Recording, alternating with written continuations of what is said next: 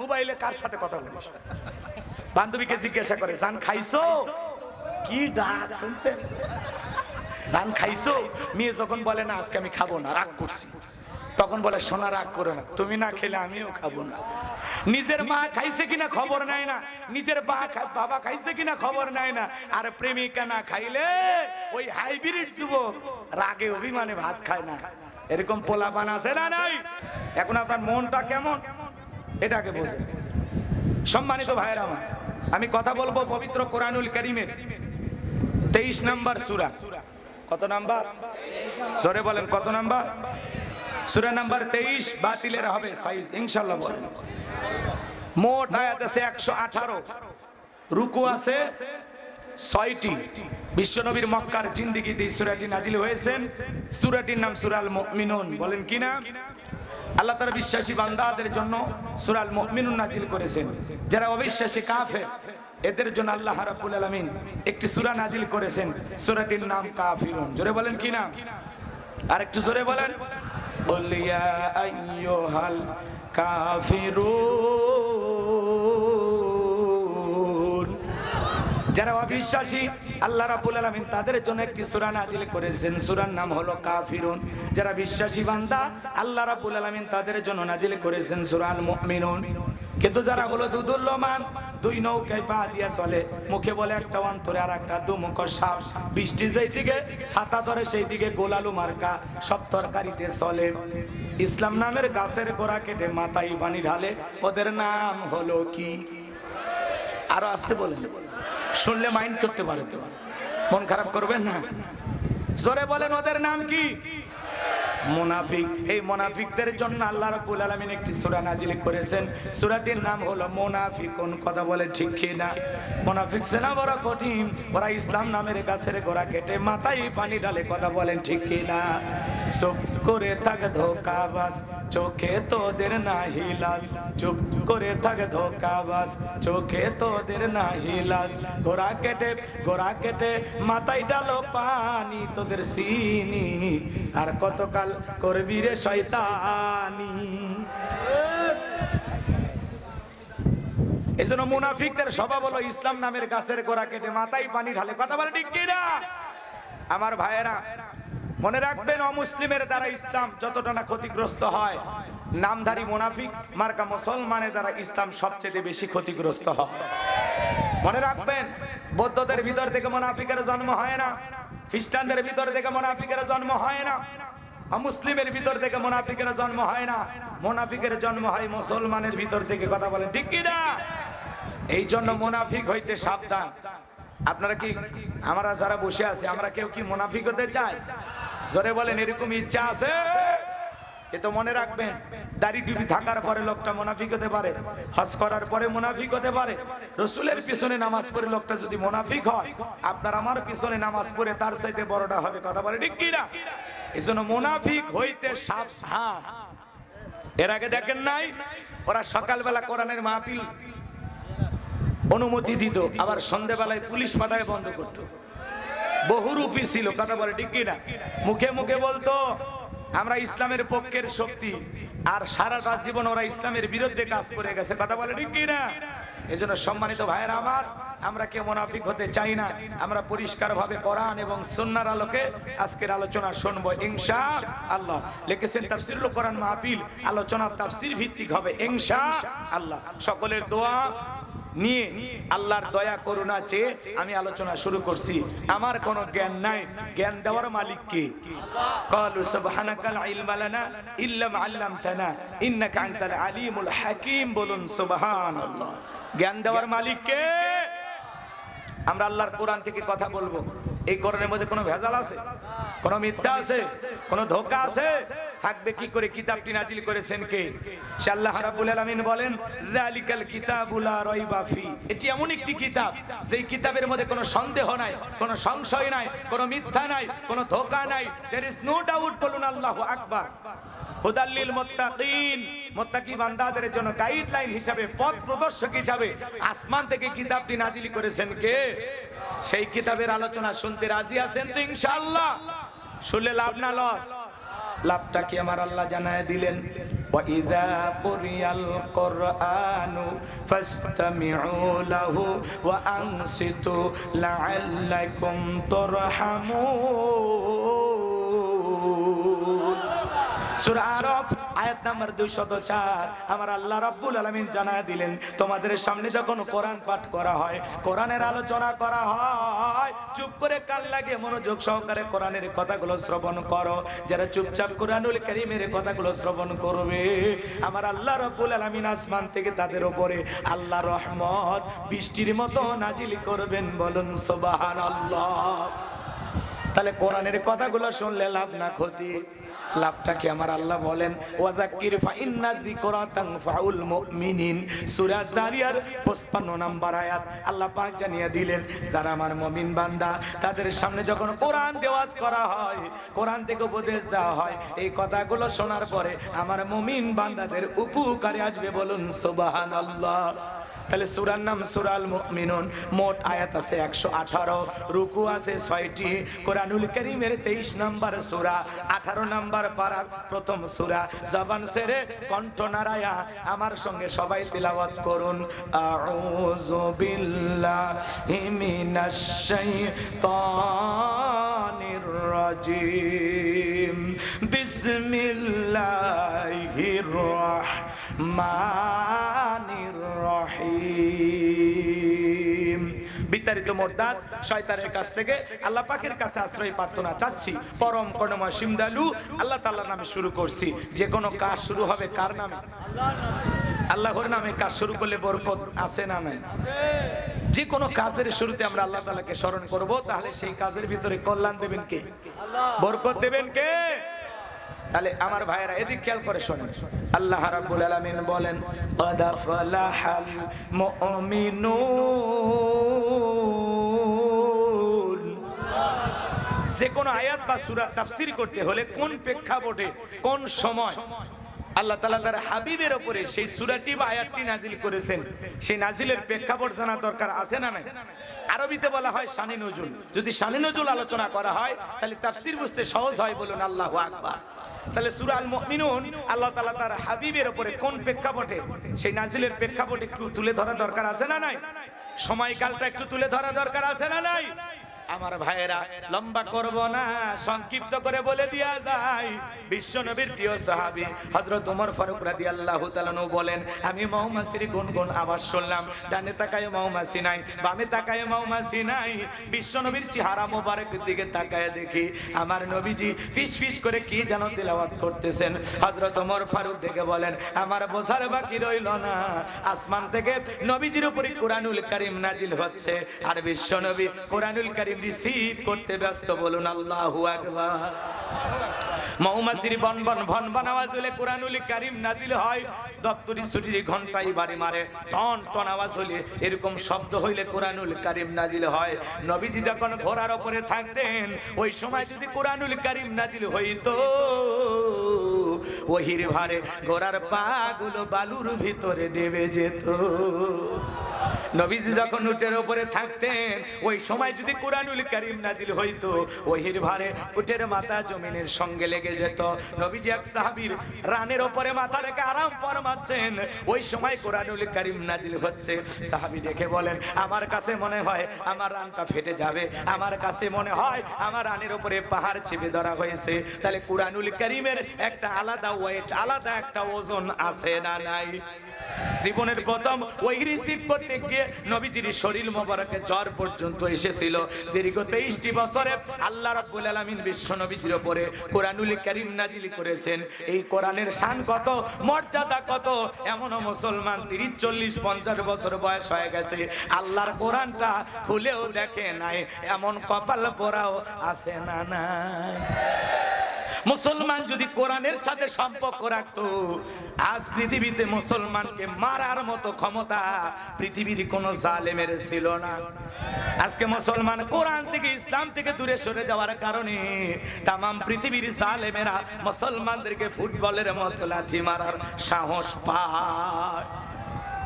পৃথিবীর 200 কোটি মুসলমান যদি অ্যাক্টিভ হয়, ঐক্যবদ্ধ হয়, ঐক্যের প্রাচীর গড়ে তোলে, পৃথিবীর কোন জালেমের সাহস নাই এই প্রাচীরের দিকে একটা গুলি বর্ষণ করে।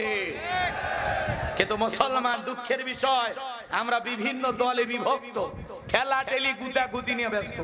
কথা বলে না কেন? কার টুপি লম্বা, কার টুপি খাটো, আমিন জোরে না আসতে, হাত বুকে না নাভিতে, নামাজের পরে মুনাজাত হবে কিনা, দললিন না জললিন, এগুলো নিয়ে আমরা ব্যস্ত। আর পৃথিবীর জালেমেরা তাদের ক্ষমতার চেয়ারকে মজবুত করার জন্য ওই ক্ষমতার চেয়ারে মুসলমানের রক্ত ঢালতেছে, কিন্তু মুসলমান টের পায় না। আর এক ভাইকে গুলি মারা হয়, তখন বলতেছে আমি তো নিরাপদে আছি। কথা কয় না কেন? আপনারা বিগত বছরগুলোতে দেখেছেন ইসলামপন্থী এক দলের উপরে নির্যাতন হয়, আর এক দল মনে করে কিছু হবে না। মনে রাখবেন, জালেমেরা ক্ষমতা টিকানোর জন্য হয়তো আজকে রাজপথে যারা আন্দোলন করতেছে ওদেরকে একসময় আঘাত করবে, প্রয়োজন হলে মসজিদ থেকে বের করে নিয়ে এসে আঘাত করবে, খানকা থেকে বের করে নিয়ে আসবে। জালেমেরা, স্বৈরাচারীরা কতটা ভয়ঙ্কর আপনারা টের পান নাই। কথা বলে ঠিক কিনা? আমাদের ভাইয়েরা, শিবিরের সাবেক কেন্দ্রীয় সভাপতি আমাদের প্রিয় ভাই গতকালকে একটি বক্তব্য আপনারা দেখেছেন, চেনেন না? কথা বলেন না, রাগ করতেছেন আপনারা না? অনেকে বিরক্ত হচ্ছেন মনে হয়। তিনি বক্তব্য দিতে গিয়ে কি বলেছিলেন জানেন? তার স্ত্রী গর্ভবতী, সন্তান জন্ম দিয়েছেন হাসপাতালে, সন্তানকে দেখতে যাবেন, আমাদের মাসুদ ভাই তাকে যাইতে দেয় না। কথা বলে ঠিক কিনা? শুধু কি তাই, কিছু সময় পরে হাসপাতাল কর্তৃপক্ষ তাকে খবর দিলেন আপনার যে শিশু জন্মগ্রহণ করেছে সে মারা গেছে। সে বলতেছেন আমাকে যেতেই হবে, আমার সন্তান মারা গেছে। বলতেছে না, হাসপাতালের চতুর্দিকে পুলিশ ঘেরাও করে রেখেছে, কোনোভাবে যাওয়া যাবে না। সাংগঠনিক সিদ্ধান্ত, এই মুহূর্তে আপনাকে সবর করতে হবে, ধৈর্য ধারণ করতে হবে। এইভাবে একটা পরিবারের উপরে, একটা অবুঝ শিশুর উপরে, একজন নারীর উপরে নির্যাতন জুলুম করেছে। মারা যাওয়া শিশুটার চেহারা পর্যন্ত দেখতে যায় নাই, কবরে মাটি দিতে দেয় নাই, জানাজা পড়ার সুযোগ দেয় নাই।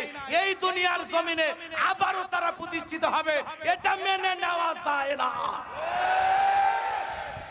রাগ করতেছেন আমার ভাইয়েরা?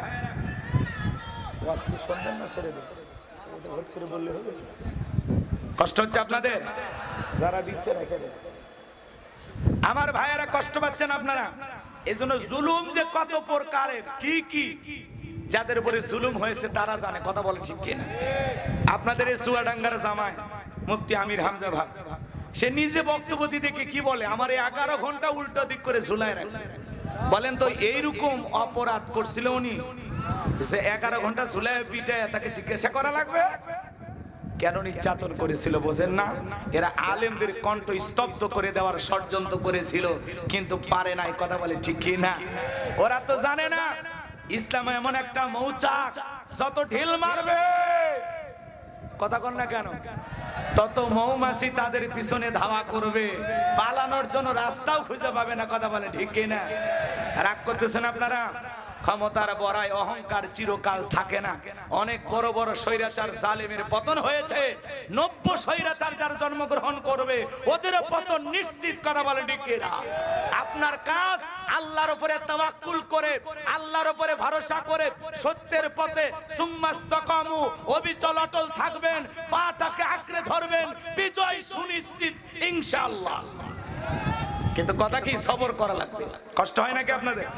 সম্মানিত ভাইয়েরা আমার, লম্বা হবে, লম্বা করব না। হযরত ওমর ফারুক ডেকে বলেন, নবীজির কুরআনুল কারীম রিসিভ করা শেষ হয়ে গেল। বিশ্ব নবী সাহাবায়ে কিরামদের দিকে মুখ ঘুরায় ডেকে বলেন, বা আমার সাহাবীরা, এই মাত্র আসমান থেকে জিবরাইল এসে আমার উপরে সূরা আল মুমিনুনের 10টি আয়াত কারিমা নাজিল করে জানায় দিয়ে গেলেন, নবী গো, এই 10টি আয়াতের ভিতরে আল্লাহ রাব্বুল আলামিন তার আদরের মুমিন বান্দাদের জন্য 7টি বৈশিষ্ট্য নিয়ে 7টি গুণাবলী নিয়ে আলোচনা করেছেন। কোন মুমিন যদি এই 7টি গুণে গুণান্বিত হতে পারে, 7টি গুণ দিয়ে তার জীবনটাকে সাজাইতে পারেন, আমার আল্লাহ রাব্বুল আলামিন বলেন, উলাইকা হুমুল ওয়ারিসুন। আল্লাযীনা ইয়ারিসুনাল ফিরদাউস হুম ফিহা খালিদুন। আবার আল্লাহ রাব্বুল আলামিন বলেন তারাই উত্তরাধিকারী হবেন জান্নাতুল ফিরদাউসের, সেখানে তারা চিরকাল বসবাস করবে। আমার আল্লাহ কোনোদিন জান্নাত থেকে বের করে দেবেন না। চিৎকার মেরে বলুন সুবহানাল্লাহ। কারা কারা সেই জান্নাতে যেতে চান দুইটা হাত তুলে মালিককে দেখান। আল্লাহ পাক আমাদের সবাইকে জান্নাতুল ফিরদাউসের মেহমান হিসেবে কবুল করেন। জোরে বলেন আমিন। আর একটু জোরে বলেন আমিন। এইবার 7টা আঙ্গুল দেখান। সবাই জান্নাতে যেতে চান না? কয়টা গুণাবলী? জোরে বলেন কয়টি? 7টি। এই 7টি গুণাবলী, 7টি বৈশিষ্ট্য, 7টি কোয়ালিটি যদি আপনি আমি অর্জন করতে পারি, নিজের জীবনে ধারণ করতে পারি, এই 7টি গুণ দিয়ে নিজেকে যদি ঢেলে সাজাইতে পারি, তাহলে জান্নাতুল ফিরদাউসের ওয়ারিস বানায় দিবেন কে? আর একটু জোরে বলেন কে? তাহলে গুণাবলী কয়টি? 7টি। আরো জোরে। এ জোরে হলো না, এ উঠেই যাবে। আরো জোরে। অভ্যাস করে নেন, সামনে মিছিল করার দিন আসতেছে। কথা বলে না কেন? বহু বছর ভোট দিতে পারেন নাই, এইবার ভোট দিবেন জায়গা মতো। কথা কয় না? কোন জায়গায়? জায়গা মতো, বুঝে শুনে, নেতাকে দেখে, সৎ, যোগ্য, নির্ভীক, আল্লাহওয়ালা, দিনদার, নামাজি। কথা কয় না? ঠিক থাকবে। সামনে যায়, কথা অনেক বলবো, একটু অপেক্ষা করেন। কষ্ট হচ্ছে নাকি আপনাদের? আমরা সবাই জান্নাতে যেতে চাই। আমার ভাইয়েরা কবির মনোযোগ দিয়ে শুনবেন। আল্লাহ তাআলা ওয়ারিস বানায় দিবেন। বাবা মারা গেলে ওয়ারিস সূত্রে সন্তান যেরকম বাবার সম্পত্তির ভাগ পায়, কোন মুমিন যদি এই 7টি গুণ দিয়ে তার জীবনটাকে সাজাইতে পারেন, আল্লাহ রাব্বুল আলামিন তার নামে জান্নাতুল ফিরদাউসের ভিতরে জায়গা বরাদ্দ রাখবেন। বলুন সুবহানাল্লাহ। আমার ভাইয়েরা, কি সেই 7টা গুণাবলী জানার দরকার আছে না নাই? বিশ্বনবী তখন সাহাবায়ে কিরামদের সামনে তেলাওয়াত করে শুনিয়ে দিলেন। আমার আল্লাহ রাব্বুল আলামিন বলেন, ক্বাদ আফলাহাল মুমিনুন। আল্লাহ তাআলা বলেন অবশ্যই মুমিনেরা সফল, অলরেডি মুমিনেরা সফল। সফল হয়েছে তারা, ঈমান এনেছে যারা। আল্লাহর কাছে সফল হতে পারবে তারা, ঈমান আনবে যারা। অবশ্যই মুমিনেরা সফল। এদিকে খেয়াল করেন, আয়াতের অর্থের দিকে তাকান।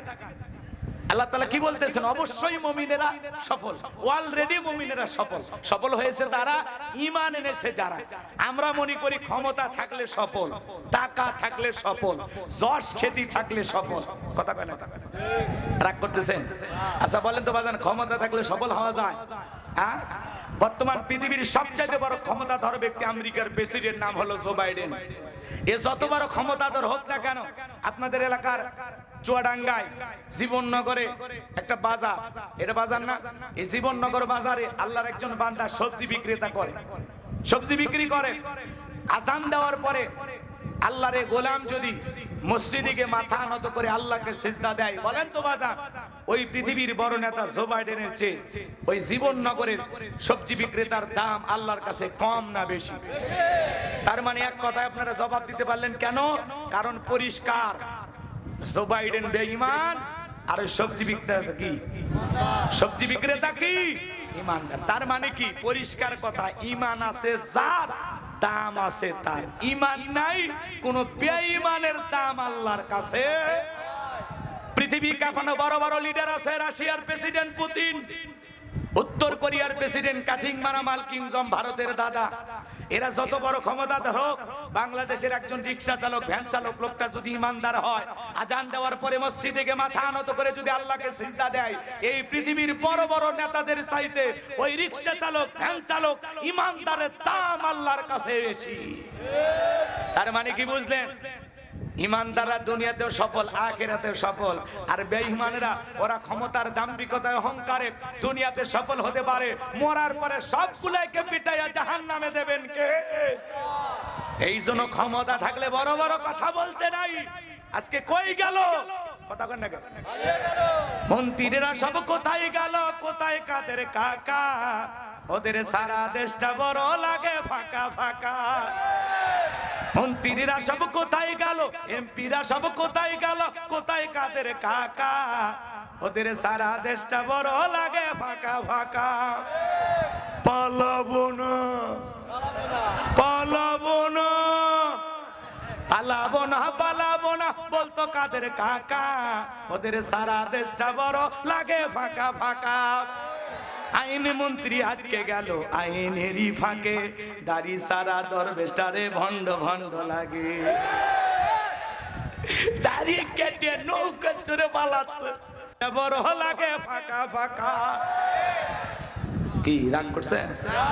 কোথায় গেল সংসদেতে মমতাজের গান, কোথায় গেল হযরত বলা স্বামী মুসলমান?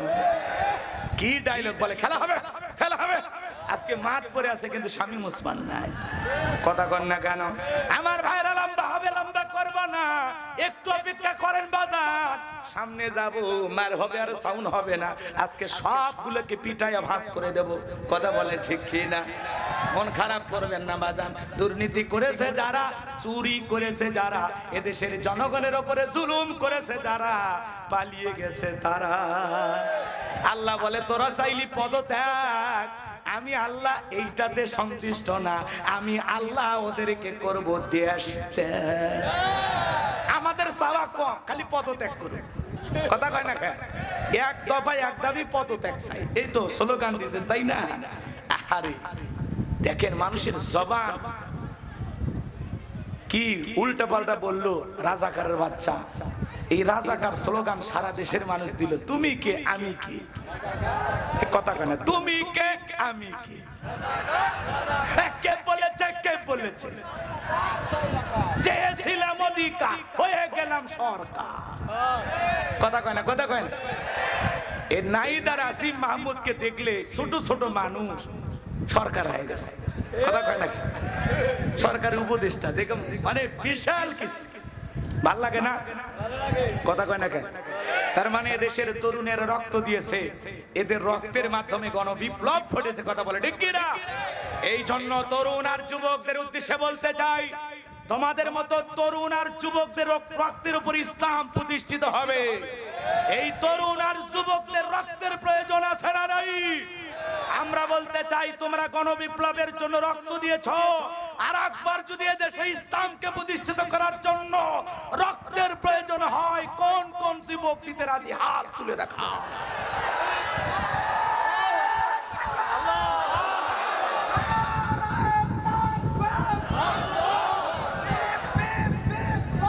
ইসলামী বিপ্লব, আমার কলিজার টুকরা যুবক ভাইয়েরা, তোমরা একটু অপেক্ষা করো, তোমাদের জন্য স্পেশাল আলোচনা বরাদ্দ আছে। আমিও যুবক, তোমরাও যুবক, তোমাদের উদ্দেশ্যে স্পেশাল কিছু মেসেজ মাথার মেমোরিতে সেভ করা আছে, সময় মতো ডাউনলোড দিয়ে তোমাদের শোনায় দেব। আমার ভাইরা যে কথা বলতে চাচ্ছিলাম, এই জন্য ওরা ক্ষমতার দিক দিয়ে দুনিয়াতে সফল হতে পারে, মরার পরে সবগুলো বেঈমানকে পিটাইয়া জাহান্নামে দেবেন কে? তাহলে আল্লাহ বলেন ঈমানদার যারা সফল হয়েছে তারা ওয়াদাফলাহাল মুমিনুন, অবশ্যই মুমিনেরা সফল। তাহলে ক্ষমতা থাকলে সফল হওয়া যায় না, টাকা থাকলে সফল হওয়া যায় না, যশ খ্যাতি থাকলে সফল হওয়া যায় না। যশ খ্যাতি মানে বোঝেন না, পুরো পৃথিবীর খেলোয়াড় আছে না নাই? যারা ফুটবলার এদেরকে চেনেন কিনা? কি নাম? মেসি। মেসি আপনিও চেনেন? মেসি ফুটবলের জাদুকর। আরো আছে নেইমার, রোনালদো। কথা কোন ঠিক কিনা? এরা তো ফুটবল খেলে। যারা ক্রিকেটার এদের দুই একজনের নাম বলেন। 5 ওয়াক্ত সালাত আদায় করতে হবে, এটা নফল না ফরজ? ভাই ভাই যুবক, কি কিসের পেশা? না বাবা এরকম দুষ্টুমি করুন, বলছি না 12:30টার মধ্যে আমি ছেড়ে দেবো ইনশাআল্লাহ, কষ্ট নেবেন না। আমি এত দূর থেকে কষ্ট করে আসি, আপনারা এই সামান্য পেশাব লাগার অজুহাতে চলে যাচ্ছেন, এত খারাপ দেখা। এই যে মুরব্বী, মুরব্বী মুরব্বী না, এরকম দুষ্টুমি করেন না। মুরব্বী মানুষও দুষ্টুমি করতেছে। আচ্ছা আপনারা দুই একজন ওটা বসা করবেন, যদি করেন যান, আপত্তি নাই, কিন্তু আমি বলবো এই যে ওয়াদা দিচ্ছেন সব জায়গায় হাত তুলবেন আর ওয়াদার বেলায় পালন করবেন না, এটা কেন? একটু ধৈর্য নিয়ে থাকে। এত কষ্ট করে আসছি, 1-1.5 ঘন্টা পরে আলো নিভে যাবে 1 বছরের জন্য। আগামীকালকে এখানে আর মাহফিল হবে? আমি কি আগামীকালকে আর আসবো? এটাই জীবনের শেষ মাহফিল হতে পারে, কথা বল ঠিক কিনা? একটু আসছি, আগেই বলছি, শেষ পর্যন্ত না শুনলে মজাটা বুঝবেন না, একটু অপেক্ষা করেন। তাফসীর ভিত্তিক আলোচনা, প্রত্যেকটা পয়েন্ট আকারে কথা হবে ইনশাআল্লাহ। আমার ভাইয়েরা গভীর মনোযোগ দিয়ে শুনবেন। 5 ওয়াক্ত সালাত আদায় করা নফল না ফরজ? এটা রবের বাধ্যতামূলক ওয়ার্ডার। নিজেকে মুসলমান দাবি করলে অবশ্যই আপনাকে 5 ওয়াক্ত সালাত আদায় করা লাগবে, এটা আল্লাহ তাআলার ওয়ার্ডার, কথা বলেন ঠিক কিনা? 5 ওয়াক্ত সালাত আদায় করা লাগবে। পাশাপাশি রাতের 1টা 2টা 3টার দিকে উঠা, শেষ রাত্রিতে উঠা আরামের বিছানা ত্যাগ করে বিবির ভালোবাসা ত্যাগ কইরা ঠান্ডা পানি দিয়া ওযু বানায়া নিরালাই নিবৃত্তিতে যায় নামাজে দাঁড়ানোর দরকার আছে না নাই? আল্লাহ তাআলা বলেন ওয়াল্লাযীনা ইয়াবিতুনা লিরাব্বিহিম সুজদাও ওয়া কিয়ামা। আল্লাহ বলেন যারা রাত্রি জাগরণ করে আমি আল্লাহকে সিজদা দেই, আমি আল্লাহর জন্য যারা দণ্ডায়মান হয়ে যায় রাতের 1টা 2টা 3টার দিকে যারা যায় নামাজে দাঁড়ায় যায় তাহাজ্জুদের সালাত আদায় করে, এরা দুনিয়ার কাউকে খুশি করার জন্য নামাজ আদায় করে না, ওই রাতের বেলায় নিরালায় নিবৃত্তিতে দাঁড়িয়েছেন আল্লাহকে খুশি করার জন্য। ওই নামাজ যারা আদায় করবে, গভীর নিশীথে যারা নামাজ আদায় করে, এদের জীবনে কোনো ব্যর্থতা নাই, এদের জীবনে সফলতা। এরা চাইতে দেরি, আল্লাহ দিতে দেরি করবে না, কথা বলেন ঠিক কি না? এজন্য ভাইরা আমার, রাত্রি জাগরণ করে ইবাদত করতে হবে কার? আরো জোরে বলেন কার? আল্লাহ রাব্বুল আলামিনের ইবাদত করতে হবে। গভীর নিশীথে তাহাজ্জুদের সালাতের মাধ্যমে আল্লাহ তাআলার ইবাদতের সময়টা কাটাইতে হবে। আপনি ইবাদত করতেছেন, আসমানের মালিক আল্লাহ আপনাকে দেখতেছেন। এই যে আপনি তাহাজ্জুদের সালাতে রাতের 1টা 2টা 3টার দিকে উঠছেন, এটা দুনিয়ার কোনো মানুষ টের পায় নাই, আসমানের মালিক আল্লাহ দেখতেছে। আমার গোলাম আমার ভালোবাসায় রাত্রি জাগরণ করে যায় নামাজের মাধ্যমে, রুকুর মাধ্যমে, সিজদার মাধ্যমে আমার গোলাম আমার সাথে প্রেম করে। ওই গোলামের জীবনে কোনোদিন কোনো চাওয়া আল্লাহ অপূর্ণ রাখবে না, বলুন সুবহানাল্লাহ। এই জন্য ভাইরা আমার, গভীর নিশীথে সালাত যারা আদায় করে, এই নামাজ একমাত্র কার জন্য? কুলিন্না সালাতি ওয়া নুসুকি ওয়া মাহইয়ায়া ওয়া মামাতি লিল্লাহি রাব্বিল আলামিন। নবীজি আপনি বলুন, আমার নামাজ, আমার কুরবানি, আমার জীবন, আমার মরণ লিল্লাহি রাব্বিল আলামিন, আসমান জমিনের প্রতিপালকের জন্য। তাহলে মুমিন জীবনের সব ইবাদত হবে আল্লাহ তাআলার নৈকট্য লাভের আশায়, আল্লাহকে খুশি করার জন্য। তাহলে তাহাজ্জুদের জায়নামাজে দাঁড়াবো কাকে খুশি করার জন্য? তাহলে কিছু ইমানদার রাত্রি জাগরণ করে আল্লাহর ইবাদত করে। আমার দেশের তরুণেরাও রাত্রি জাগরণ করে ইবাদত করে না, ওরা ইমো মেসেঞ্জারে বান্ধবীর সাথে সেটিং করে, সারা রাত বান্ধবীর সাথে কথা বলে। ফজরের আজান হয় যখন, ওই হাইব্রিড যুবক ঘুমাইতে যায় তখন নামাজও পড়ে না। যুবক রে, এই ঘুম ভাঙলে সকাল, না ভাঙলে পরকাল, কথা বলেন ঠিক কিনা? কেমন করে ঘুমাও তুমি ওরে চুয়াডাঙ্গার যুবক, কেমন করে ঘুমাও তুমি ফজর করে কাজা? এমন তো হতে পারে ও তোমার জোহরে জানাজা। 5 ওয়াক্ত সালাত আল্লাহর হুকুমে আদায় করার দরকার আছে না নাই? সিজদা দিয়া গভীর নিশীথে চোখের পানি ছেড়ে দিয়া আল্লাহর কাছে কান্নাকাটি করে বলা লাগবে। মনে রাখবেন, আপনাদের উদ্দেশ্যে বলে যায়, বিশ্ব নবীর কাছে জিবরাইল আসলেন, ডেকে বলেন, নবী গো, ও নবী, 2 ফোঁটা চোখের পানির দাম কত আপনি কি জানেন?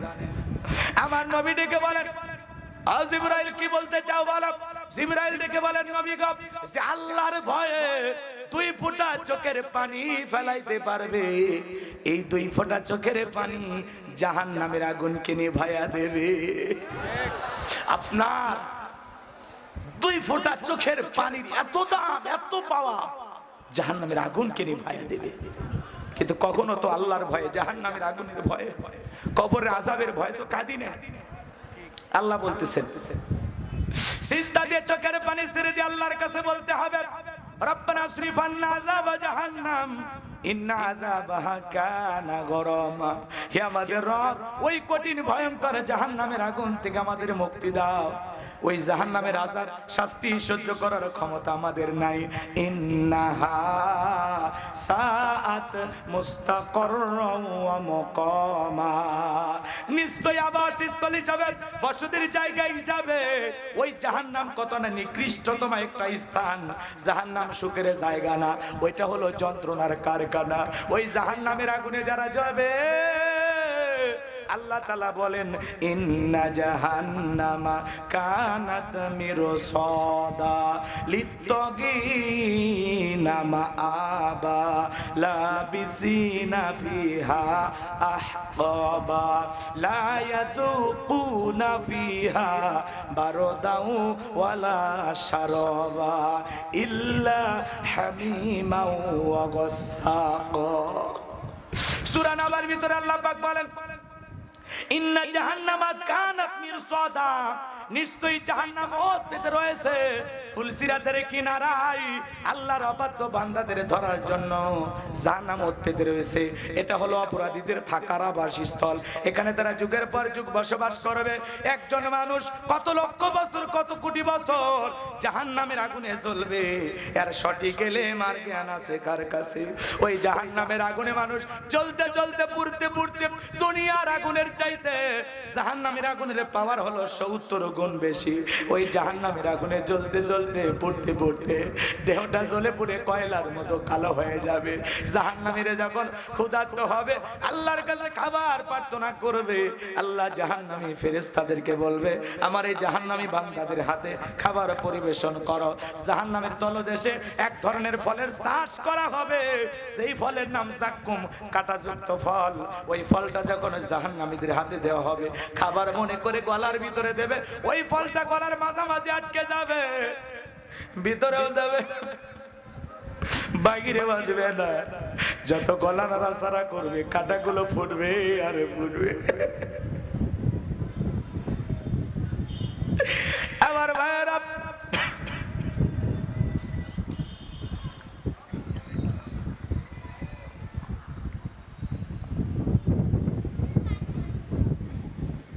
জাহান্নামীরা তখন চিৎকার মেরে ডেকে বলবেন আল্লাহ এ কেমন ফল খাওয়াইতে দিলা, ভিতরেও যায় না বাহিরেও আসে না, যত গলা নাড়াচাড়া করি কাঁটাগুলো ফোটে আর ফোটে।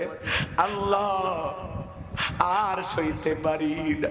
আল্লাহ জাহান্নামী বান্দাদেরকে এই জাক্কুম নামের কাঁটাযুক্ত ফল খাইতে দিয়েছে ক্ষুধা মিটানোর জন্য না, জাহান্নামী বান্দার শাস্তি আরো বেশি বাড়ানোর জন্য। আমার ভাইয়েরা এইবার জাহান্নামীরা পানি পানি বলে চিৎকার মারবে। আল্লাহ তাআলা বলেন লা ইয়াযুকুনা ফিহা বারদাও ওয়ালা শারাবা, তাদেরকে মিনারেল ওয়াটার দেওয়া হবে না, ঠান্ডা কোনো পানির ব্যবস্থা তাদেরকে পান করায়া জাহান্নামের বুকের জ্বালা তৃষ্ণাকে নিবারণ করবে। জাহান্নামীদের এমন সুন্দর পানির ব্যবস্থা থাকবে না। কেমন পানি দেবে? ইল্লা হামিমা ওয়া গাসসাকা, এমন উত্তপ্ত ফুটান্ত গরম পানি পান করানো হবে যা পুষ ব্যতীত কিছুই নয়। ও চুয়াডাঙ্গার বাবাজিরা, দেগের ভিতরে বড় বড় ফোড়া হয়, ফোড়া চেনেন তো? ফাটায় দিলে ভিতর থেকে পুষ বের হয়। বলেন তো 1 গিলাস সংগ্রহ করে দিলে কেউ কি খাবেন? 50,000 টাকা দেব, 1 লাখ টাকা দিলে বুঝি খাবেন? শুনে ঘৃণা লাগতেছে, সিসি হুজুর এটা কি কখনো খাবার হতে পারে? আল্লাহ বলতেছেন গোলাম রব্বানির কথা না, গোলাম রব্বানির বাবার কথা না। আল্লাহ বলতেছেন সূরা নাবার 25 নম্বর আয়াত ইল্লা হামিমা ওয়া গাসসাকা, এমন উত্তপ্ত ফুটান্ত গরম পানি জাহান্নামীদেরকে পান করানো হবে যা পুষ ব্যতীত কিছুই নয়। ওই পুষওয়ালা দুর্গন্ধওয়ালা গরম পানি চেহারার সামনে নিলে চেহারাটা ঝলসে যাবে। ওই পানিটা পান করা মাত্র জাহান্নামীদের লারি ভুরি গুলো গলে গলে পড়ে যাবে, দেখের গোস্তগুলো খচে খচে পড়বে। এই যদি ভাই জাহান্নামী বান্দাদের শাস্তি, ওই জাহান্নামের 1 ইঞ্চি জায়গা ফাঁকা নাই যার মধ্যে আগুন নাই, পুরোটা জাহান্নাম আগুন আর আগুন। আমার ভাইয়েরা, জাহান্নামীর সর্বনিম্ন শাস্তি হলো 1 জোড়া জাহান্নামের তৈরি করা স্যান্ডেল পায়ে দেবে। ওই স্যান্ডেল পায়ে দেওয়ার কারণে পুরো দেহটা বাজান গমার গরম হয়ে যাবে, মাথার মগজ গলে টকবক করে গলে নাক মুখ কান দিয়ে বের হয়ে যাবে। এই যদি হয় জাহান্নামীদের বান্দাদের শাস্তি, সেই জাহান্নাম থেকে বাঁচার জন্য গোলামি করতে হবে কার? জাহান্নাম থেকে মুক্তি চাইতে হবে কার কাছে? আমি গুনাহগার যে কথাগুলো বললাম, বলেন তো বাজান, এই জাহান্নামের শাস্তি ঘটেছে না ঘটবে? কথা কয় না। আমি যে আযাবের কথা বললাম, আযাব রেডি আছে, কিন্তু আল্লাহ তাআলা আগেই বান্দাকে সতর্ক করে দিলেন। আল্লাহ তাআলা বান্দাকে সতর্ক বার্তা দিয়ে দিলেন, বান্দা জাহান্নামীদের এই শাস্তি, জাহান্নামে যারা যাবে তাদের খালি যন্ত্রণা যন্ত্রণা, কষ্ট আর কষ্ট। কষ্ট যে কত প্রকার, কি কি, এটা জাহান্নামী ছাড়া কেউ বুঝবে না। বান্দা সেই ভয়ঙ্কর জাহান্নামের আগুন থেকে বাঁচাইয়া সিরাতাল মুস্তাকিমের রাস্তায় চলো, আমি রবের গোলামি করো। ওই জাহান্নামের আগুন থেকে পানা চাও, কবরের আযাব থেকে পানা চাও, নিজের নেক আমলের জিন্দেগি করে আমি রবের গোলামি করে প্রিয় বান্দা হয়ে, মুমিন মুত্তাকি হয়ে, খাঁটি মুসলিম হয়ে দুনিয়ার সফর শেষ করো। কথাই বুঝলেন? তাহলে আওয়াজ এত আসতে হইতো, কথা বোঝেন? বোঝেন? বলেন তো, আমরা কেউ কি জাহান্নামে যেতে চাই? তাহলে জাহান্নাম থেকে মুক্তি চাইতে হবে কার কাছে? আর সেই জন্য কি ইবাদত খালি কোনো মতে? হ্যাঁ, এমন কি 2 রাকাত নামাজ আপনার জীবনে পাওয়া যাবে যে 2 ঘন্টা নামাজ পড়তে, মানে 2 রাকাত নামাজ পড়তে 2 ঘন্টা লাগছে? কোনদিন সিজদা দিয়ে 1/2 ঘন্টা আল্লাহর কাছে কান্না করছিলেন? কথা কয় না। জীবনে কোনদিন আধা ঘন্টা হাত তুলে দোয়া করছিলেন? তাহলে কি করছেন জীবনে? কিভাবে জাহান্নাম থেকে বাঁচবেন? যে অপরাধ করছি আমরা, আল্লাহর কত দয়া। দুনিয়াতে আসামি খোঁজা হয় শাস্তি দেওয়ার জন্য, জেলে দেওয়ার জন্য, আর আমার আল্লাহ তার গুনাহগার অপরাধী বান্দাকে খোঁজে তাকে মাফ করে দেওয়ার জন্য। বান্দা গুনাহ করতে ভালোবাসে, আর এই বান্দার গুনাহ মাফ করে দিয়ে আল্লাহ খুশি হয়। সুবহানাল্লাহ। ইয়া আইয়ুহাল্লাযীনা আমানু তুবু ইলাল্লাহ, হে ঈমানদারগণ তোমরা তওবা করো। কার কাছে? জোরে বলেন, কার কাছে? অনেক অপরাধ করেছি, দিনের আলোতে রাতের আধারে গোপনে প্রকাশ্যে অনেক গুনাহ করেছি। আল্লাহ যদি কিয়ামতের ময়দানে আমাদের বিচার করে, জাহান্নাম ছাড়া আমাদের উপায় হবে না। আর আল্লাহ যদি কিয়ামতের ময়দানে বলে, গোলাম তোকে মাফ করে দিলাম, তোকে মাফ করে দিলাম, তুই জিন্দেগিতে যে যে তুলুটি করেছিস যা, আমি তোকে মাফ করে দিলাম। কিছু কিছু বান্দাকে আল্লাহ তাআলা তার প্রিয় বান্দাদেরকে পর্দার আড়ালে নিয়ে যাবেন, বিচার দিবসে পর্দার আড়ালে নিয়ে যায় বান্দার অপরাধগুলো আল্লাহ তুলে ধরবে। বান্দা দেখ, এই অপরাধগুলো করেছি, দুনিয়ার কেউ জানে না, আমি আল্লাহ গোপন রাখছিলাম। বান্দা তখন লজ্জায় মাথাটা নত করবে, আল্লাহ আপনি যা দেখাচ্ছেন সব সত্য, আমি সেই পাপী, আমি সেই অপরাধী, এই গুনাহগুলো আমি করছিলাম। আল্লাহ তখন বলবে, গোলাম এখন তাহলে কি কর? বলে, আল্লাহ আপনার দয়া ছাড়া, আপনি ক্ষমা না করে দিলে বাঁচানোর আর কেউ নাই, আমি আপনার দয়ার আশা করি। আল্লাহ তখন বলে, গোলাম আমার দয়ার আশা করিস, আমার রহমতের আশা করিস, আমি তোরে কেমনে ফেরায় দেবো? যা, তোর গুনাহগুলো আমি আল্লাহ সব মাফ করে দিয়ে তোরে জান্নাত দিলাম। আমার ভাইয়েরা, কিয়ামতের কঠিন দিন কত ভয়ঙ্কর আলোচনা করার সুযোগ আজকে হবে না। সামনের দিকে যায়, কিভাবে সালাত আদায় করবেন, সাহাবায়ে কিরাম কিভাবে সালাত আদায় করতেন। বিশ্বনবীর সাহাবীরা মরুভূমিতে সালাত আদায় করার জন্য দাঁড়িয়ে যেতেন। ওই পাখিগুলো খেজুর গাছ মনে করে সাহাবীদের কাঁধের উপরে, মাথার উপরে বসে থাকতো। বিশ্বনবীর সালাত, বিশ্বনবীর সাহাবীরা সালাতে এতটা মনোযোগ, কাঁধে পাখি পড়ে থাকে তারপরেও টের পাইতো না। সুবহানাল্লাহ বলেন। আর আমি আপনি একটা মশা পড়লে এই হাতে এই জায়গা আগে মশা মারে, তারপরে সুরে ধরে। কথা কোন ঠিক কি? হযরত তালহা রাদিয়াল্লাহু তাআলা সালাত আদায় করতেছিলেন, ছেলেটা খেলা করতেছিল, জঙ্গল থেকে সাপ এসে সন্তানটাকে পেঁচিয়ে ধরেছেন। স্ত্রী মানুষজনকে ডাকলেন, ছেলেটাকে বিপদ মুক্ত করলেন। হযরত তালহা নামাজ শেষে জিজ্ঞাসা করে, বিবিরে বাড়িতে মানুষজন, ব্যাপারটা বুঝতে পারলাম না। ডেকে বলে, স্বামী আপনি যখন সালাত আদায় করতেছিলেন, জঙ্গল থেকে সাপ এসে সন্তানটাকে পেঁচিয়ে ধরেছে, আমি মানুষজনকে ডাকলাম, ছেলেটাকে বিপদ মুক্ত করলাম, এত ঘটনা আপনার চোখের সামনে ঘটে গেল, আপনি কি কিছুই বলতে পারেন না? হযরত তালহা ডেকে বলে, বিবিরে নামাজের মধ্যে মন যদি এদিক সেদিক চলে যায়, তাহলে নামাজ তো আর নামাজ থাকে না। একটু জোরে বলেন আল্লাহু আকবার। আর আপনি আমি নামাজ পড়ি চুয়াডাঙ্গা, মন চলে যায় আলমডাঙ্গা। নামাজ পড়ে চুয়াডাঙ্গা মন চলে যায় ভারতের বর্ডারে, নামাজ পড়ে চুয়াডাঙ্গা মন চলে যায় ঢাকা শহরে। নামাজের মধ্যে দাঁড়ায় আমাদের মন খালি ছটফট করে। মাঝে মাঝে দুনিয়াবি এত কথা নামাজের মধ্যে মনে হয়, নামাজ 2 রাকাত চলতেছে না 1 রাকাত মনে থাকে না।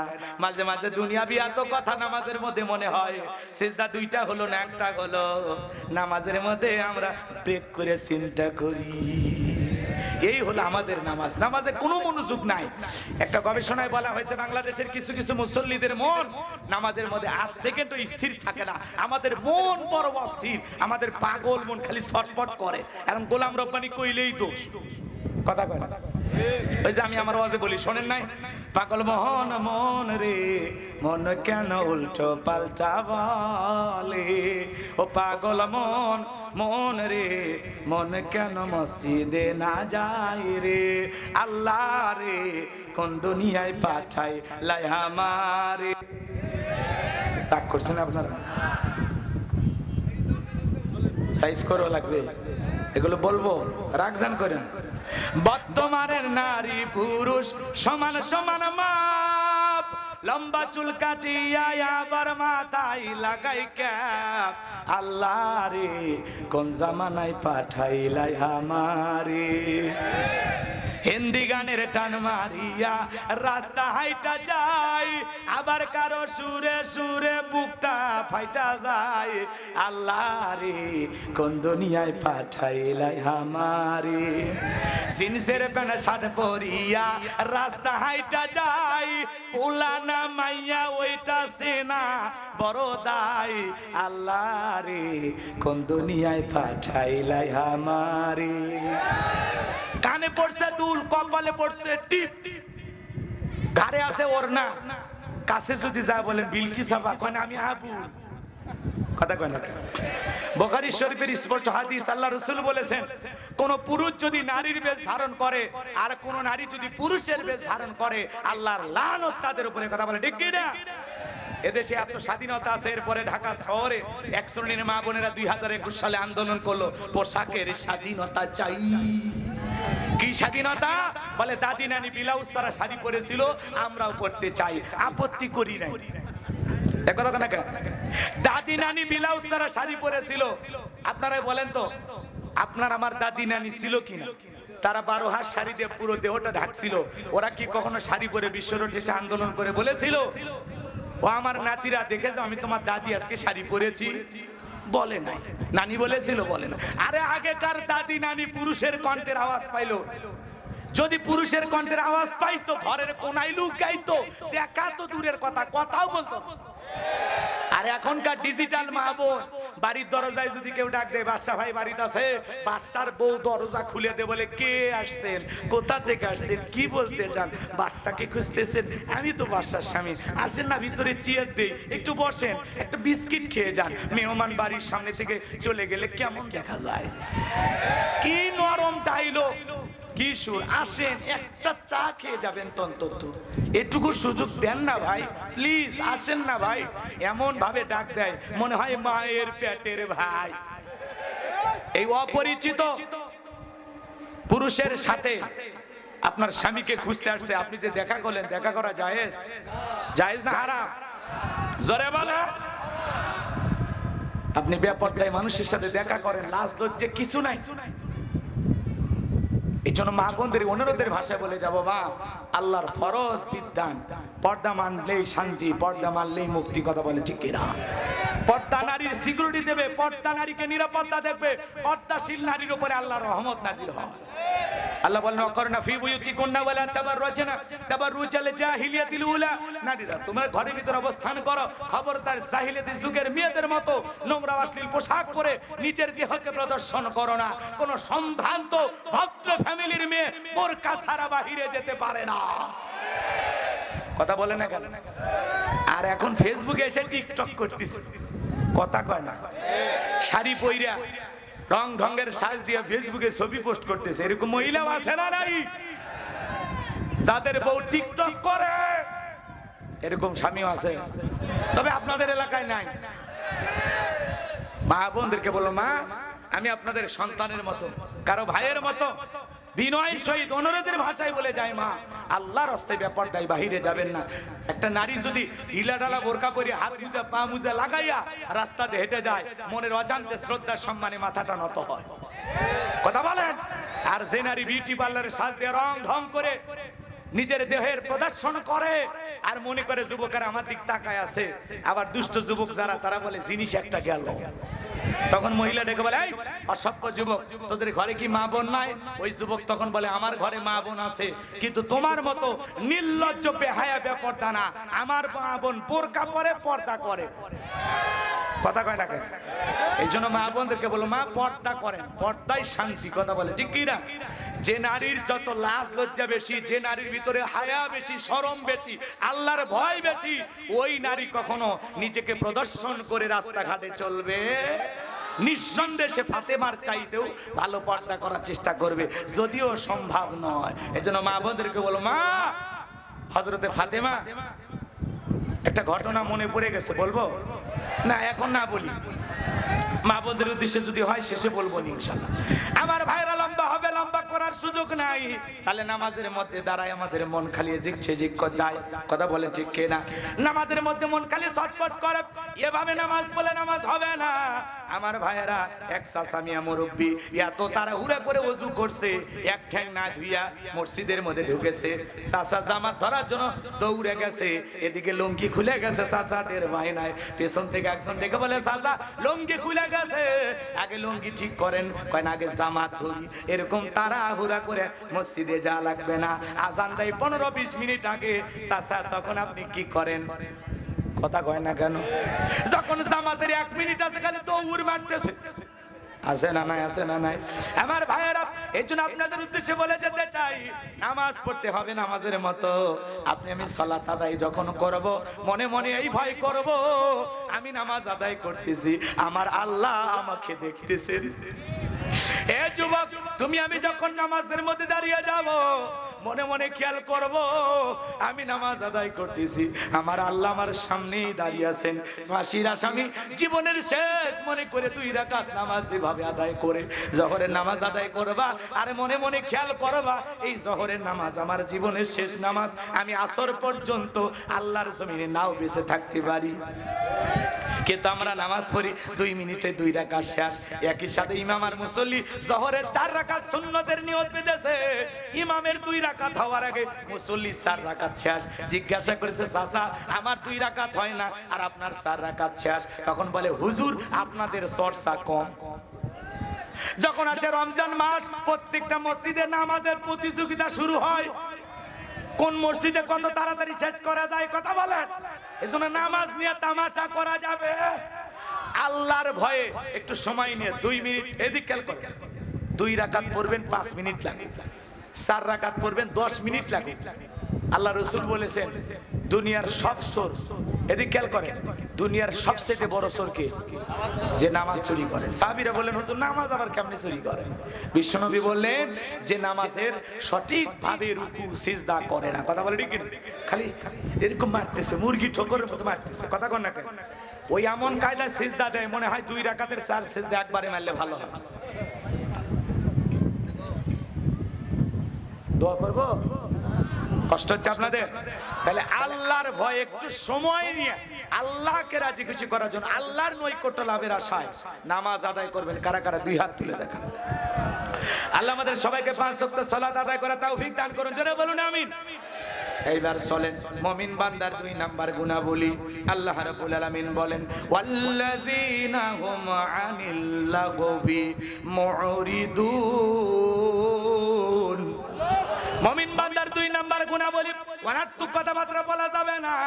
এক জায়গায় বসে 2-3 ঘন্টা গল্প করে, চায়ের কাপে ঝড় তোলে। যারা মানুষের সমালোচনা করে এরা নিচু মনের মানুষ।